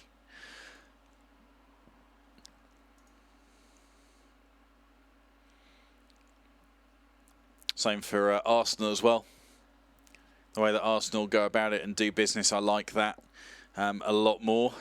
Chelsea have... to begin with, I wasn't a fan of them trying to buy the league, but now with Frank Lampard as manager, it's a little different.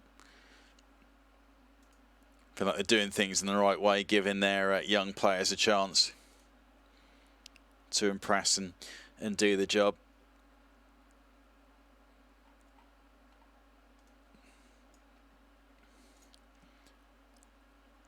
This is the one change they need to make. I don't think Spalding really did much in that league game. Not league game. European game. So I feel like maybe that's a sign.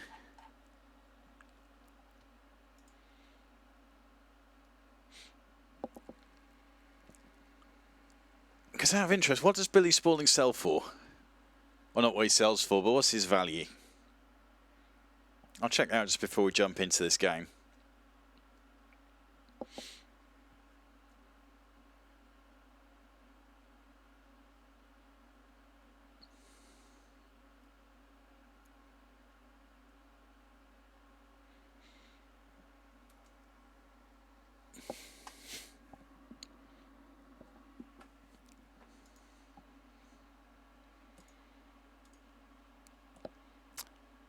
$45.5 mil.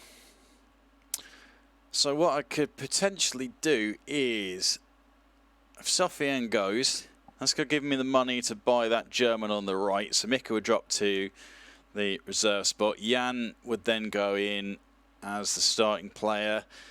I could maybe get that Brazilian from Arsenal if I structure the deal properly with bonuses and whatever, and have less money down. Plus, with the way the wage budget's probably going to go, with Sofiane earning nearly 400 grand a week, that's potentially going to give me some more money in there.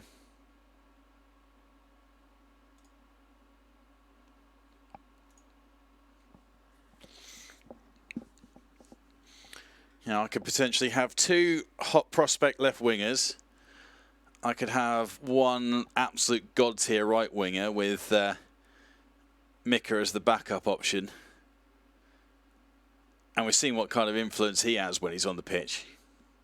Yeah, well, even if he's a impact sub for us, you know, he's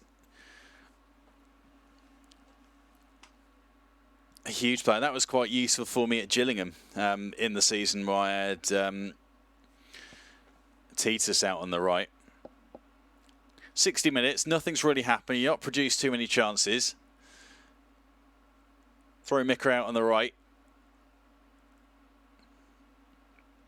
And then Martin Coney, the guy from... the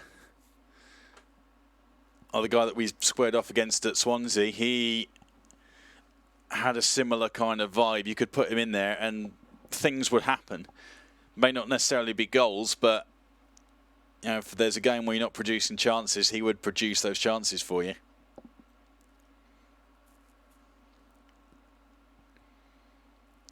And here he is again. Oh.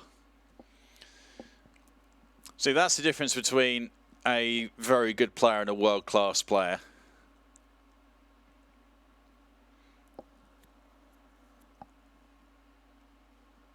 Because the world-class player wouldn't have missed that.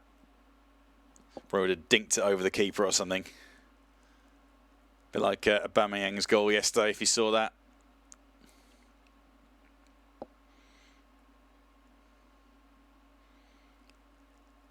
Looked like he had all the time in the world just to lift it over the keeper.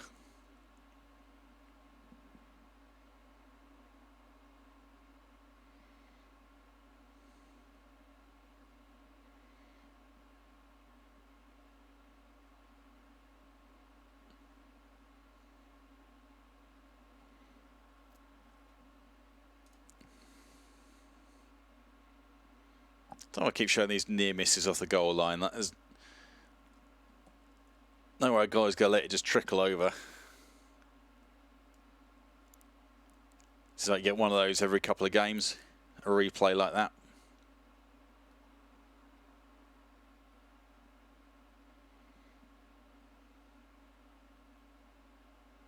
Don't foul, don't foul, don't foul.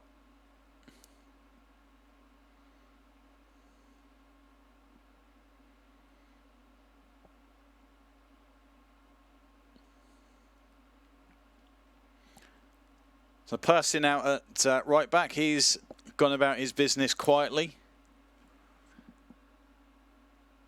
Solid, no mistakes. He's got a lot of potential to develop, I believe.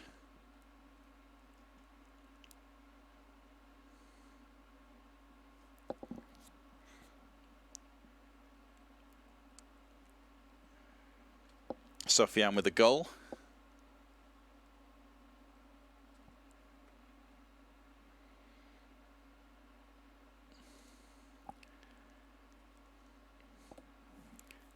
And this is going quite well.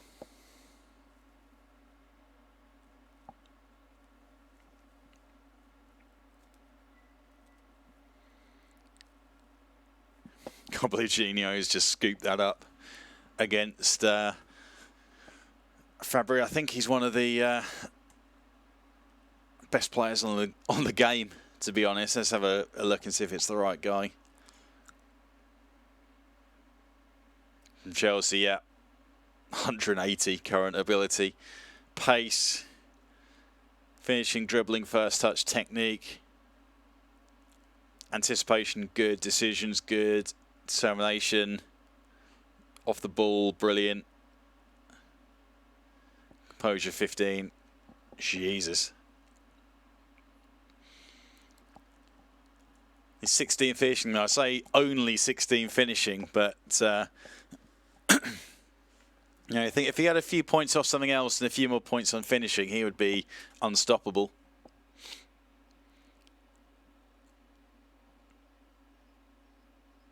I feel like Harry Richards was in the same situation. That probably would have gone in with his 18 finishing.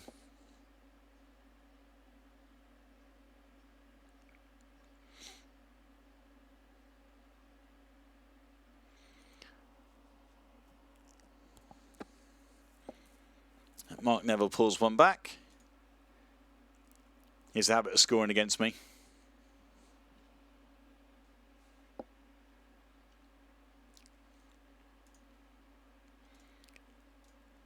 Like I say, well done to the guys, and I'll be right back while I let the second half run.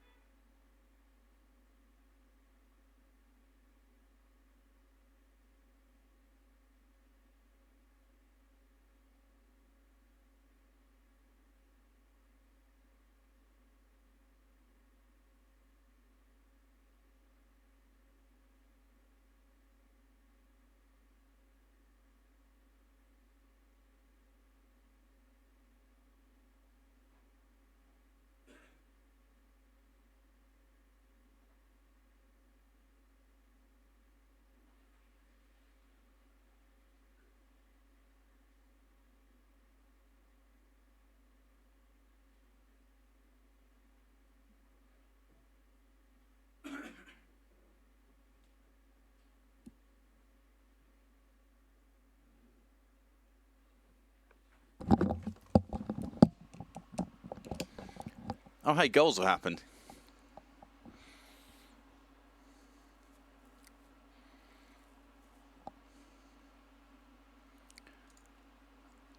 Let's jump back and have a look at... oh, Fraser McCabe from the penalty spot.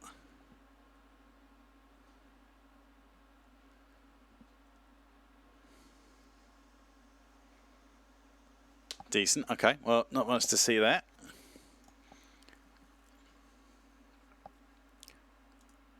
Let's look at a few subs then, see if we can hold on to this.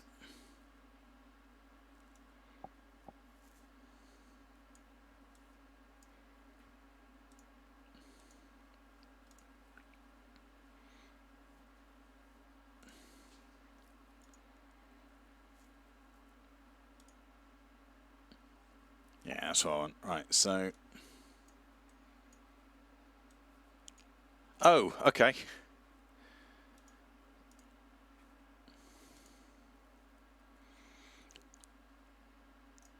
Guess we're going to be trying to get our lead back then.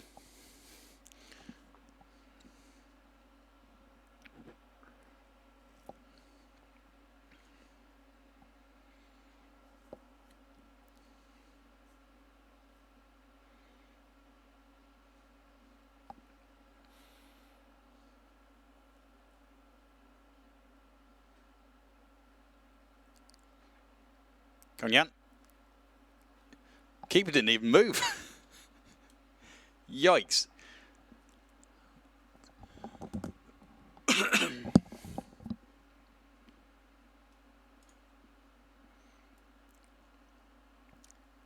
What a game this turned out to be.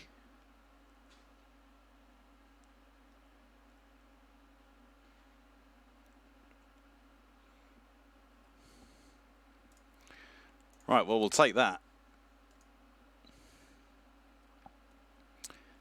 We will absolutely take that.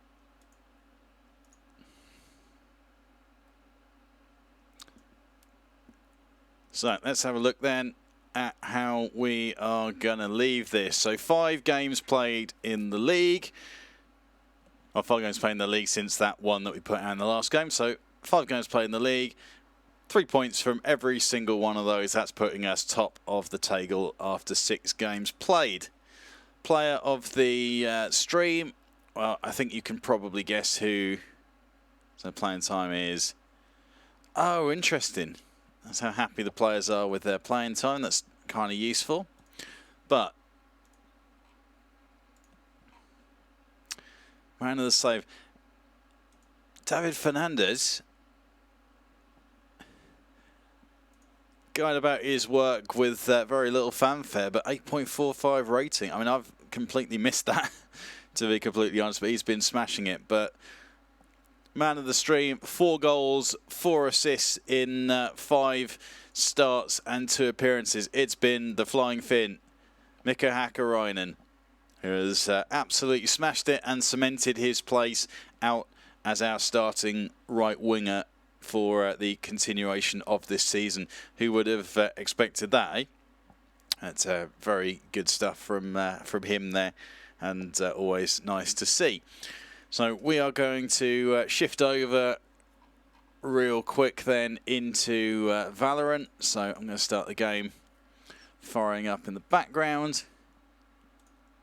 Need to do a little change to my stream title as well. Well, let me. So.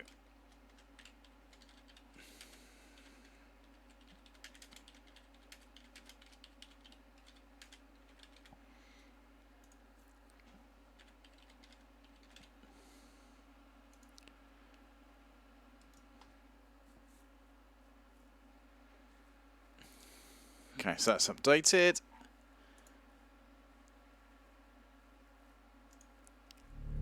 So let's shift this over to Valorant. That should work.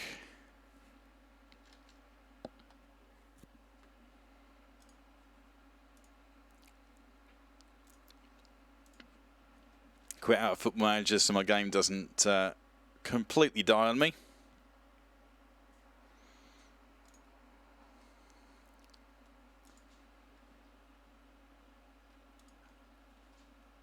And let's make sure this is fired up in the background.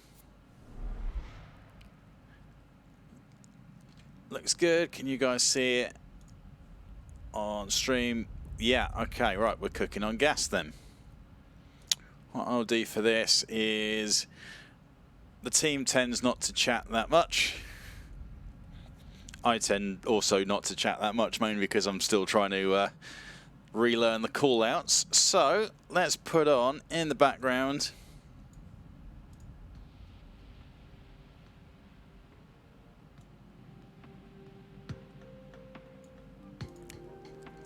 a little bit of music for you guys. As a spider just goes and yeets itself straight onto my mouse. Fuck off. There we go.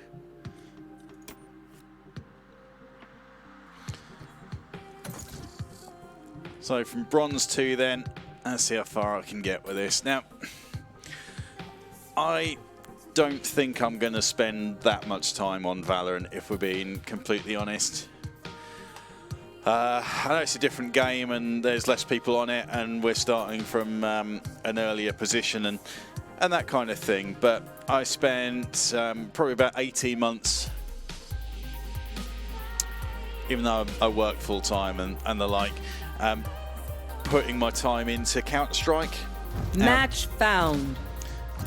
Counter-Strike I've played for, well, it's where I started out. January 2000 and... Is it January 2000? No, that would make sense. That would make me 11. When January 2010... No. I don't know. I'm going to have to check. But yeah, Counter-Strike's been my main thing for well over 10 years, back in the days of Source, and then into Global Offensive. Nothing stays hidden from me.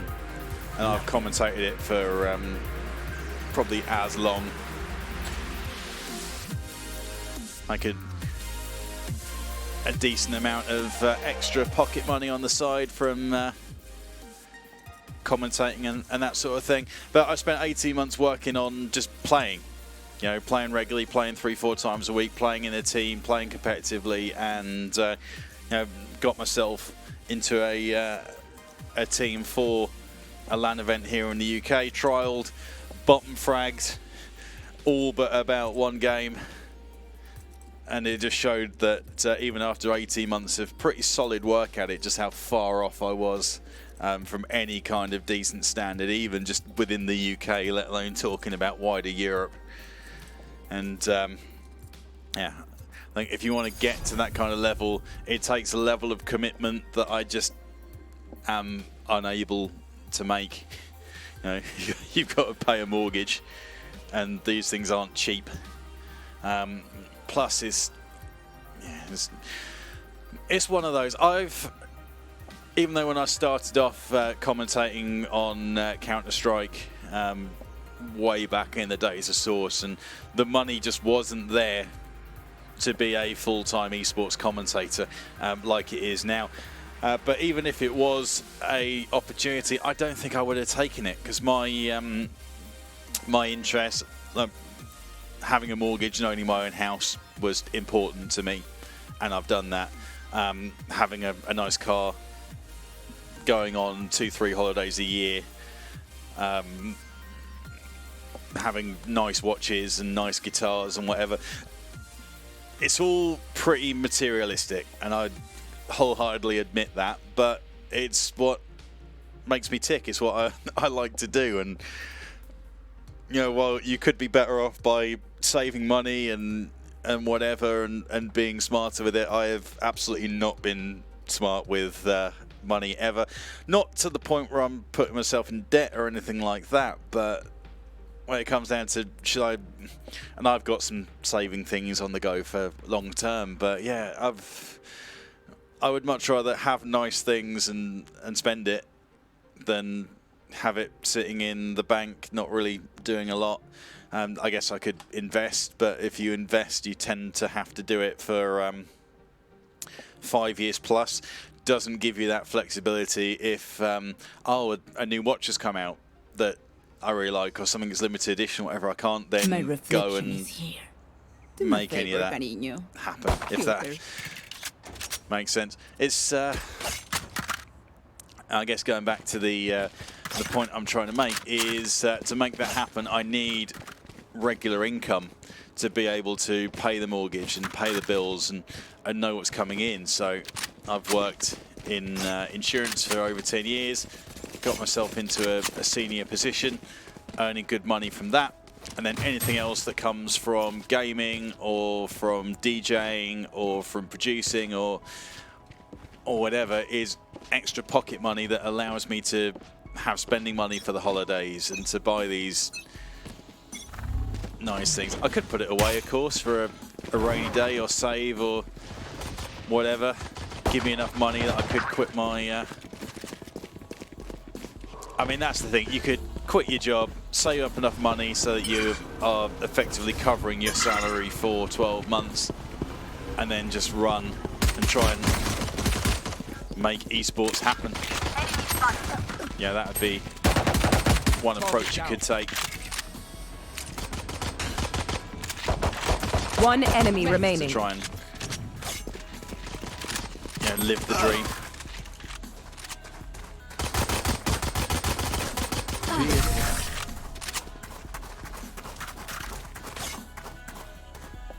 But, this is crazy. It feels like we've been doing this forever. Anyone else feel like that? Yeah, not for me. Okay.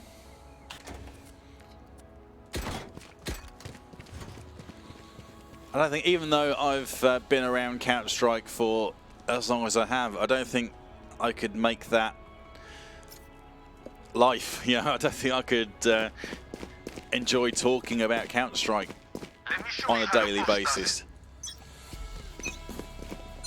I don't think I could do that level of research either. That spider I just yammed off my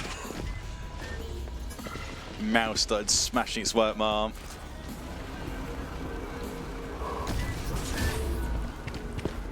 Try to concentrate on making the head shoots while you're under attack. Difficult. Oh, my aim. Also got some FPS issues coming up here. It's a little disappointing.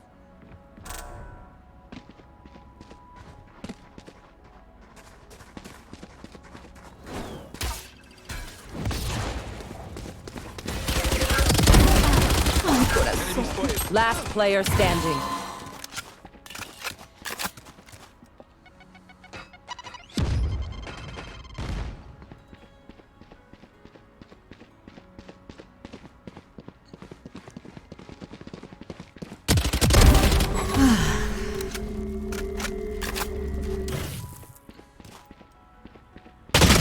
Seconds left. Nice try. Nice, that spider's absolutely flying as well. Deep breaths, Jesus. everyone. Your hearts are pounding.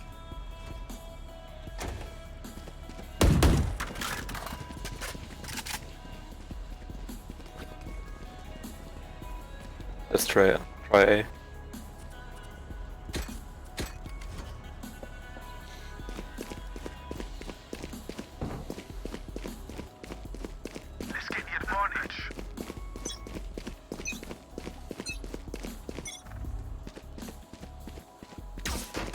Enemy spotted.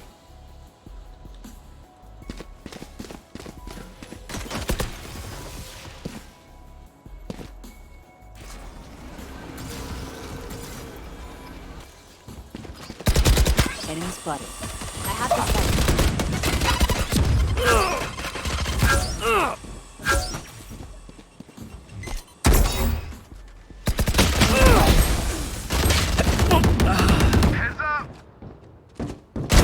Remove. The swing peak's crazy.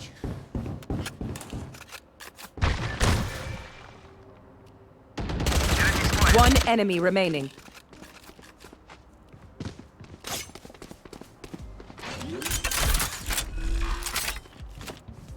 Spike planted.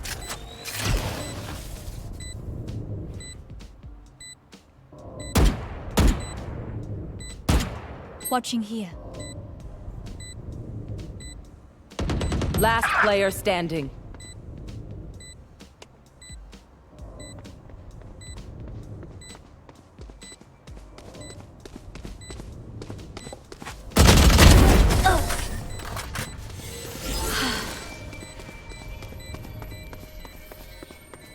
We showed them their place. Now keep them there. There.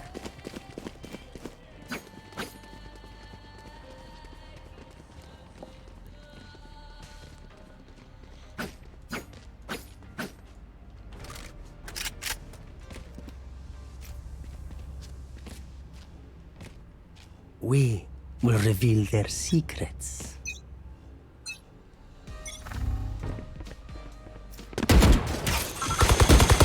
There they are.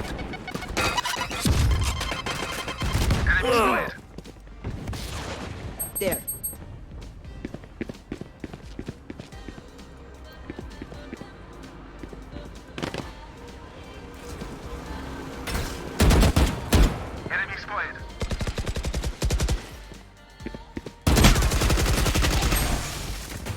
Whoops.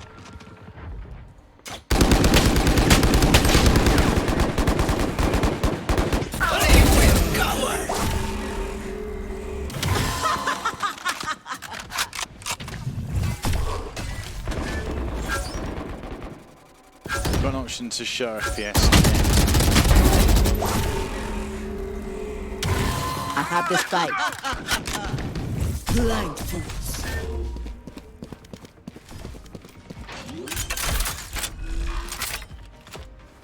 Spike planted. One enemy enemy remaining. Results. Don't worry. Your life. Good play.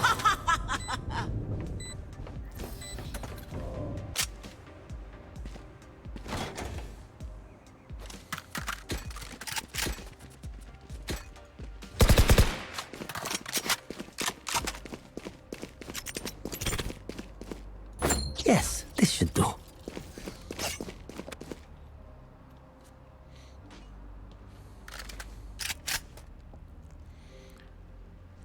Fight!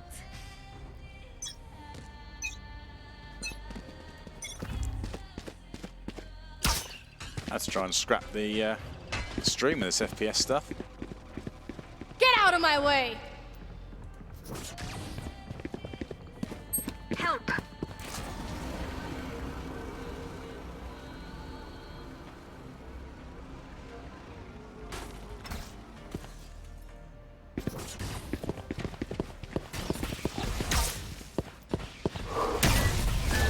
Nowhere to run! Ah, whoops. Spike's down. Not the smartest play that I I've have made, the just spike. walking into that. Get inside. Your duty is not over!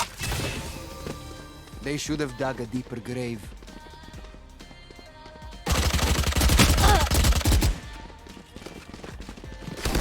Our spike is down.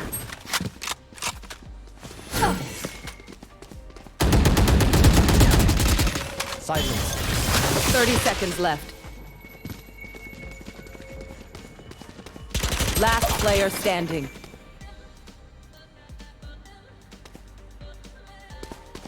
One enemy Imposter remaining. kill.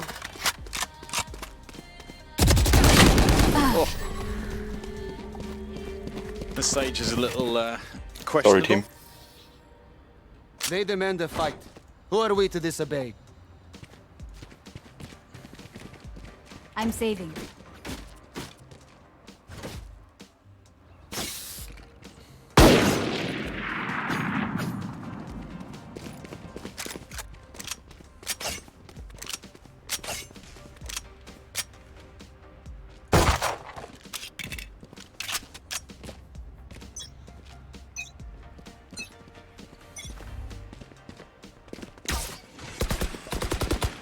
Enemy spotted.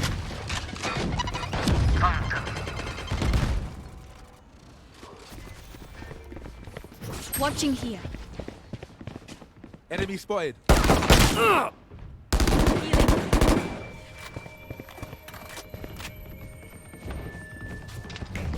Enemy spotted.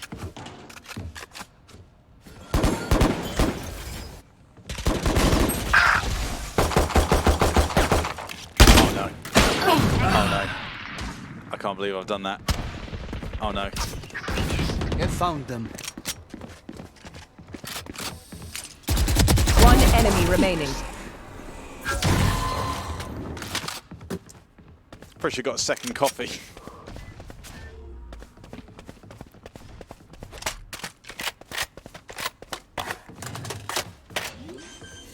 Mistakes were made. Spike planted. Healing.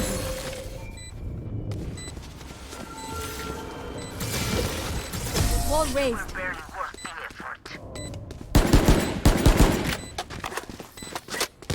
Stay on their trail.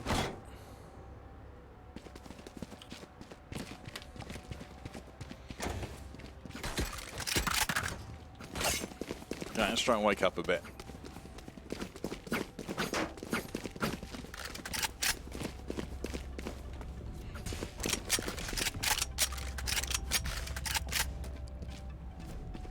Game feels a I'll lot more find stable them. as well. It's a good sign. Maybe it's not an FPS thing. Maybe it's Fire in the There hole! they are. internet thing. Down. Oh, rip.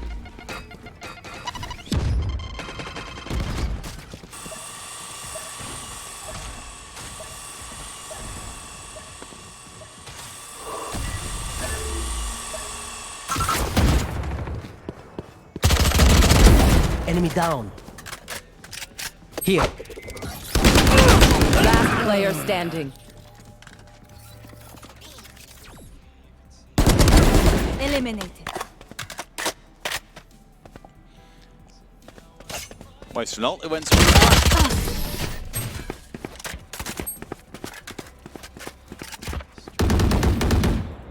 They will scurry, and then they will die.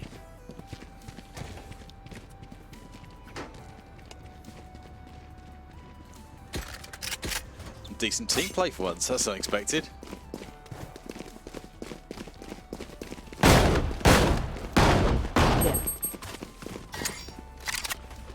There. Together, Phoenix. There.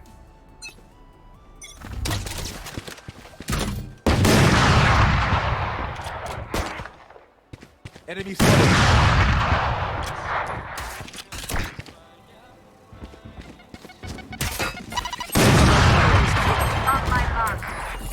Got spike. Enemy My spotted. eyes are down.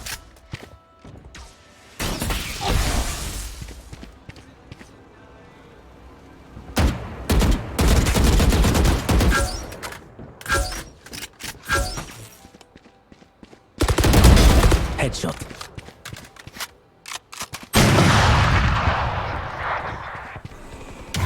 Our spikes down. Stand down.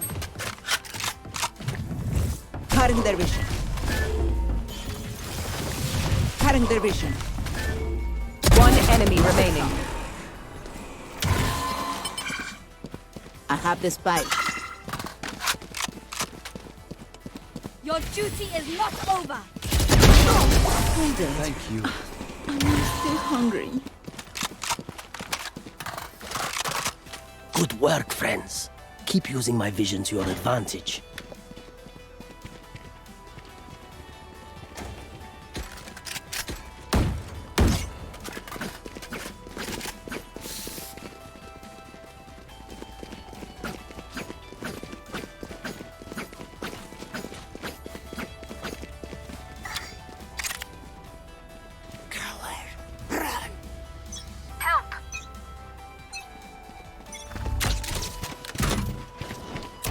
Enemy spotted. There they are. Enemy spotted.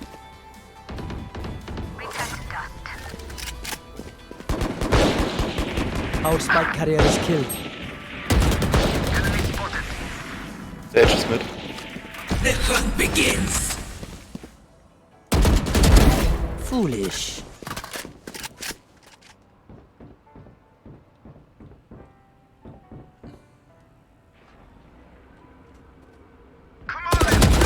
They're done. I have the spike. There.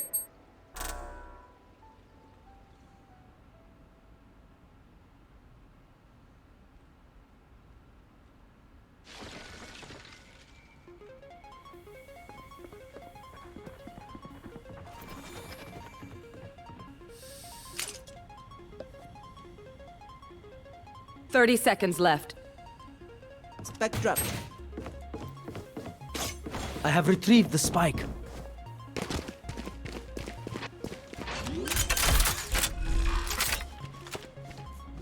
I have planted the spike. I'm watching here.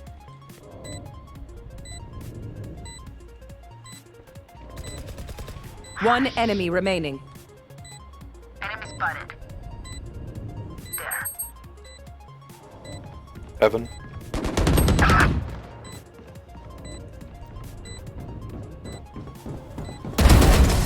I saw your secrets. They made you weak. This is why we are a team. Okay, starting to get the old scoreboard a little bit now. I have money if you need.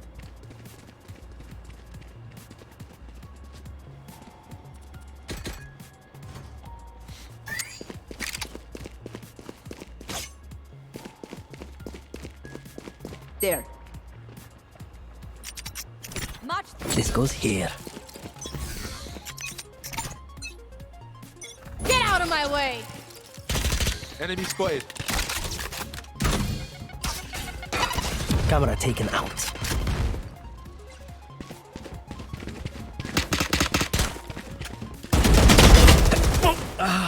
Go on. Ult's back up as well.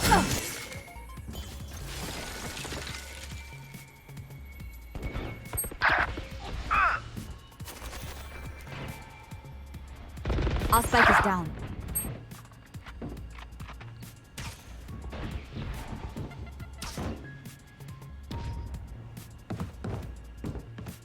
Last player Enemy standing. down.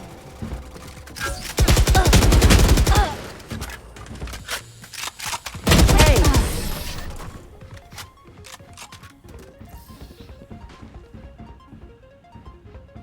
They're usually distracted once I reveal them. Make sure you take advantage. There.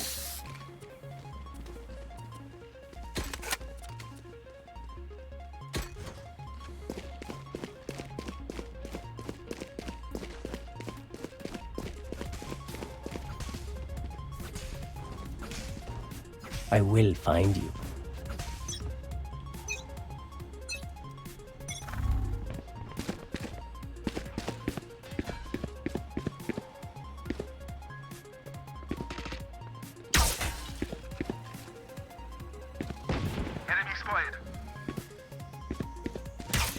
Enemy spotted.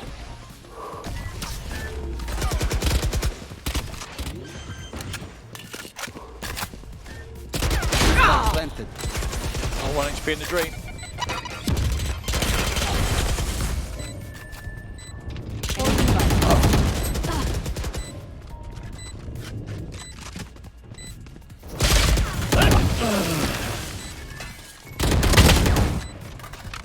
last player standing.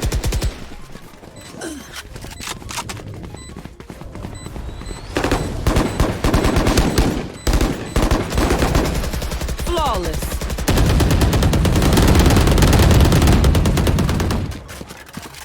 Last round in the half. We Need a lose our drop. money after this. Might as well use it.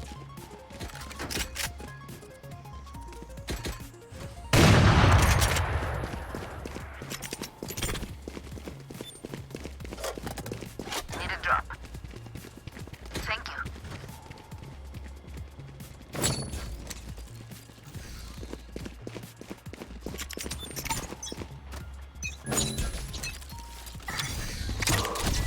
This is a nice spot.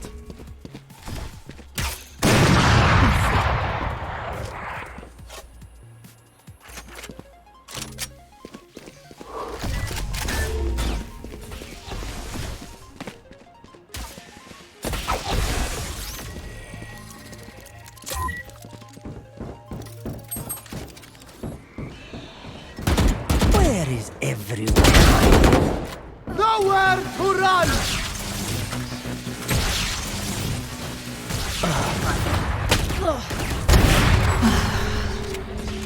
One enemy remaining.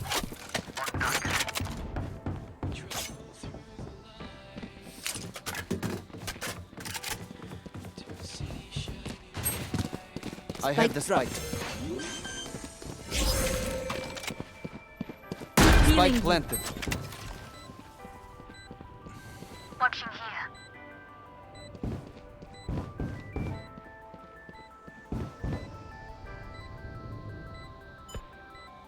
There.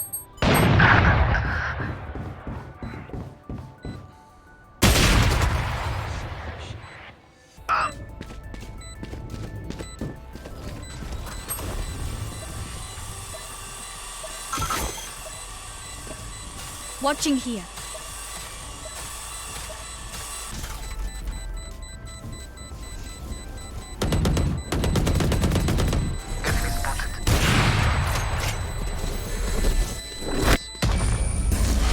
Last player standing. It's my sight. Switching sides.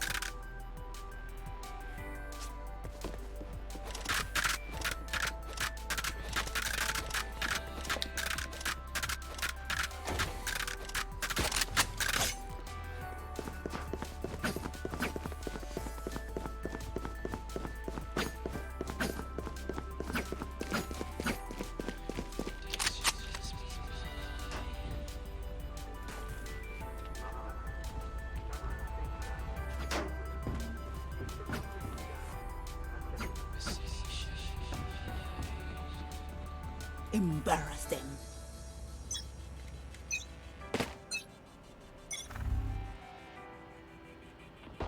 Enemy spotted.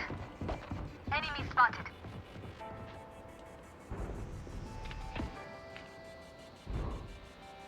Multiple enemies ahead.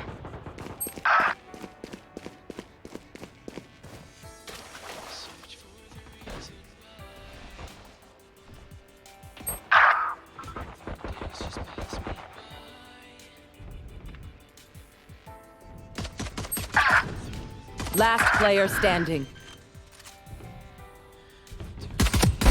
Spike down. planted. Clutch time. Or not.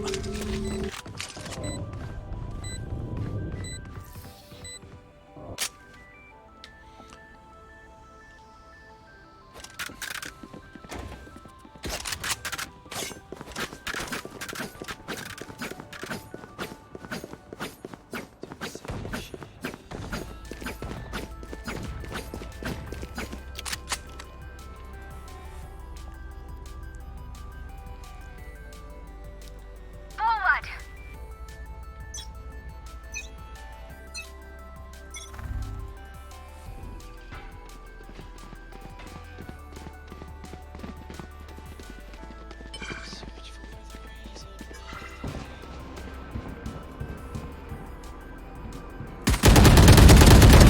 One down.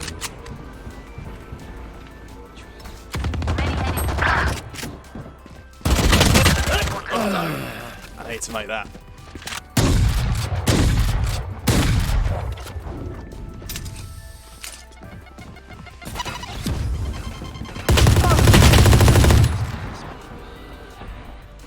Spike planted. Enemy spotted. Last player standing.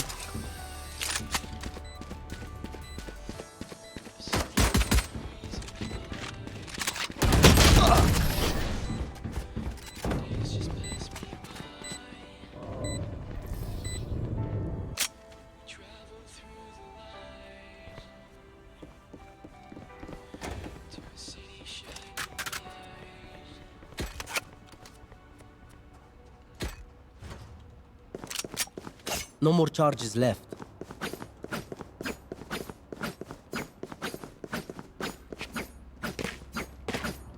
No more charges left. Beat them back.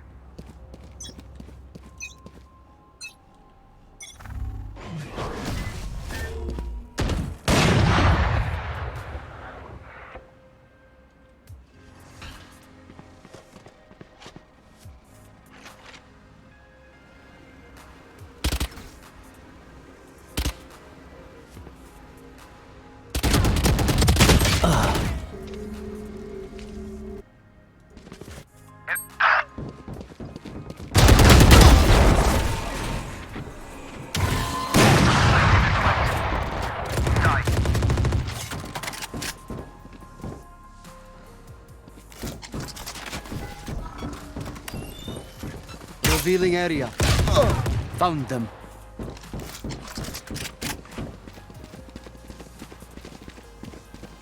One enemy remaining. Healing.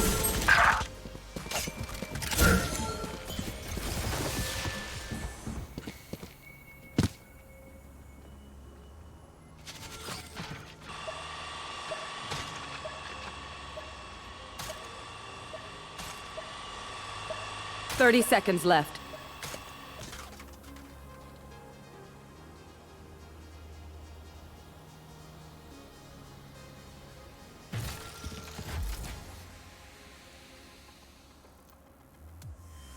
Last player standing. 10 seconds left.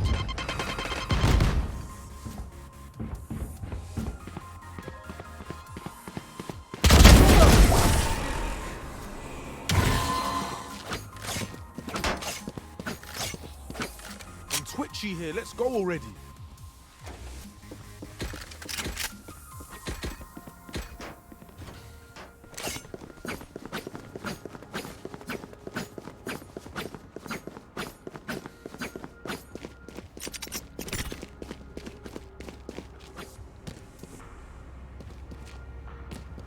This goes here. Watching here.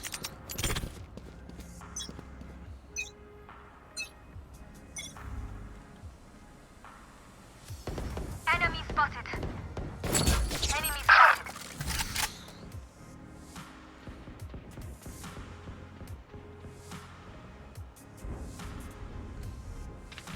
Multiple enemies.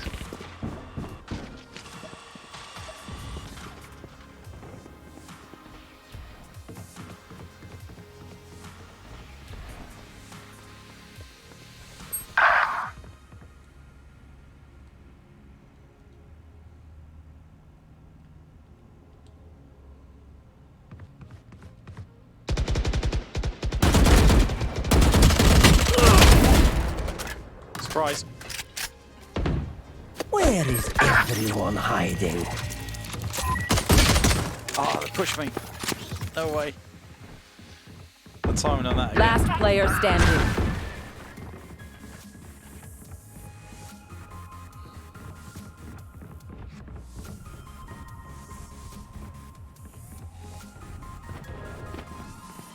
Thirty seconds left. Spike planted.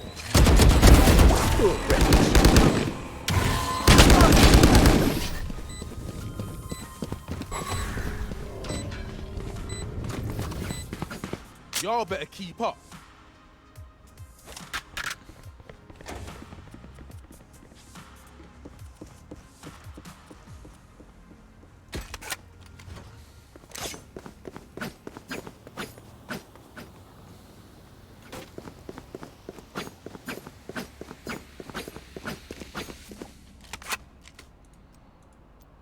Let us take the lead here. Get out of my way! Enemy spotted. You fought well.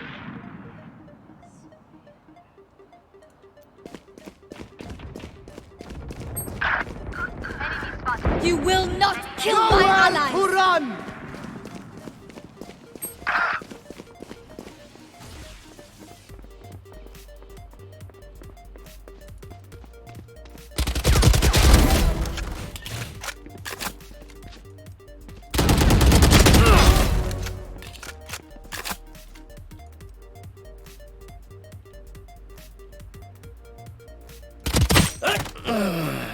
Oh, wow.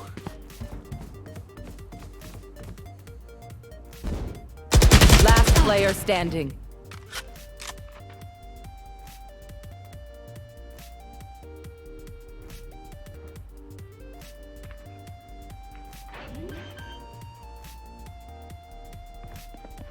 Spike planted.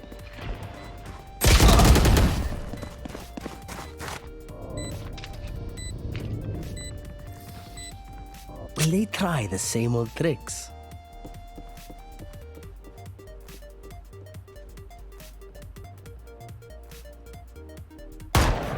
Reloading. Here.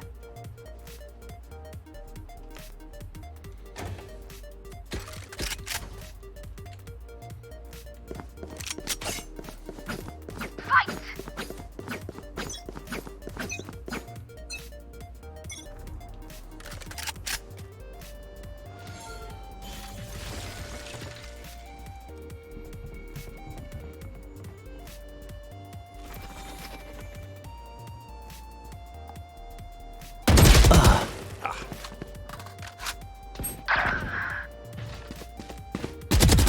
Last player standing.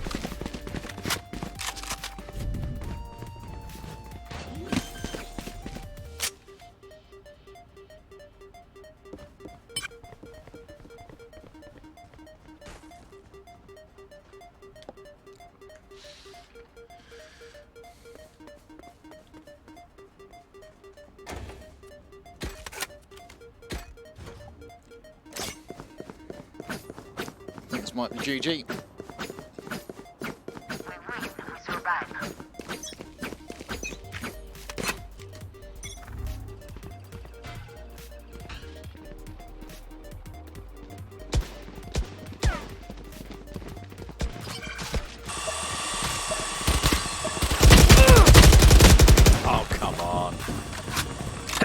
Aim up.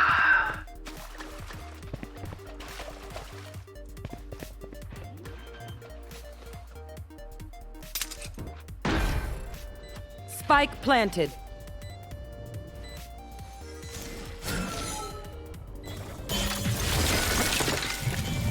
Still in sight.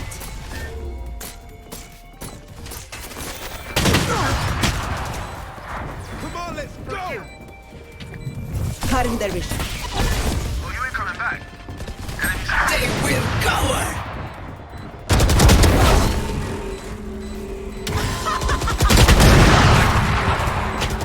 Last player standing. One enemy remaining.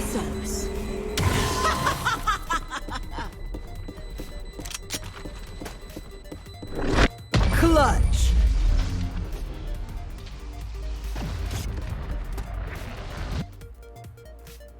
Damn, that was impressive. Mexico in the house.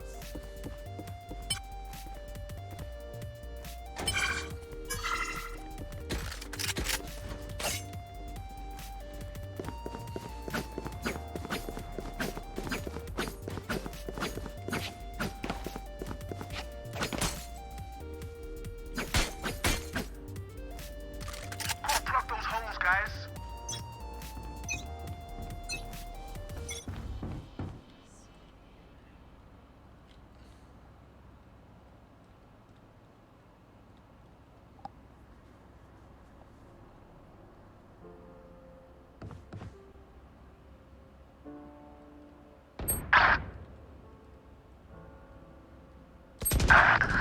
Last player standing.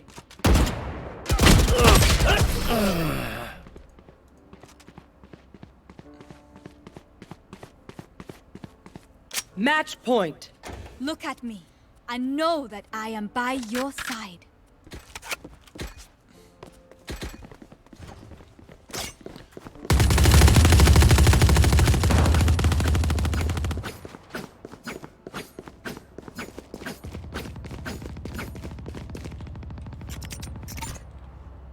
Yes, this should do. I must weave my web better. Get out of my way! There.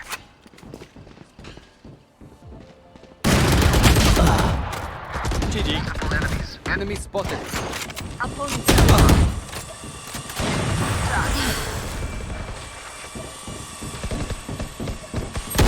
Last player standing. Nowhere to run!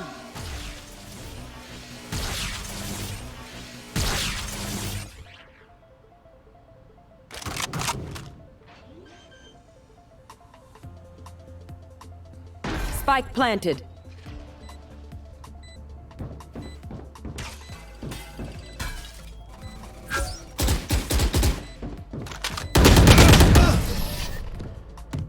Attackers win.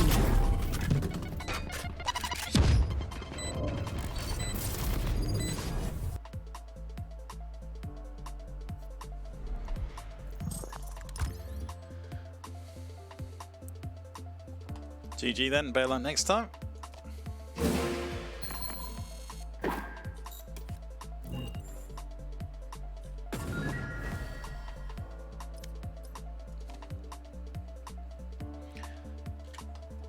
I think I'm going to call it there for now. Thank you very much for watching, guys, and we will catch you again very soon for some Valorant, for some Football Manager, for some Counter-Strike commentary as well, I guess.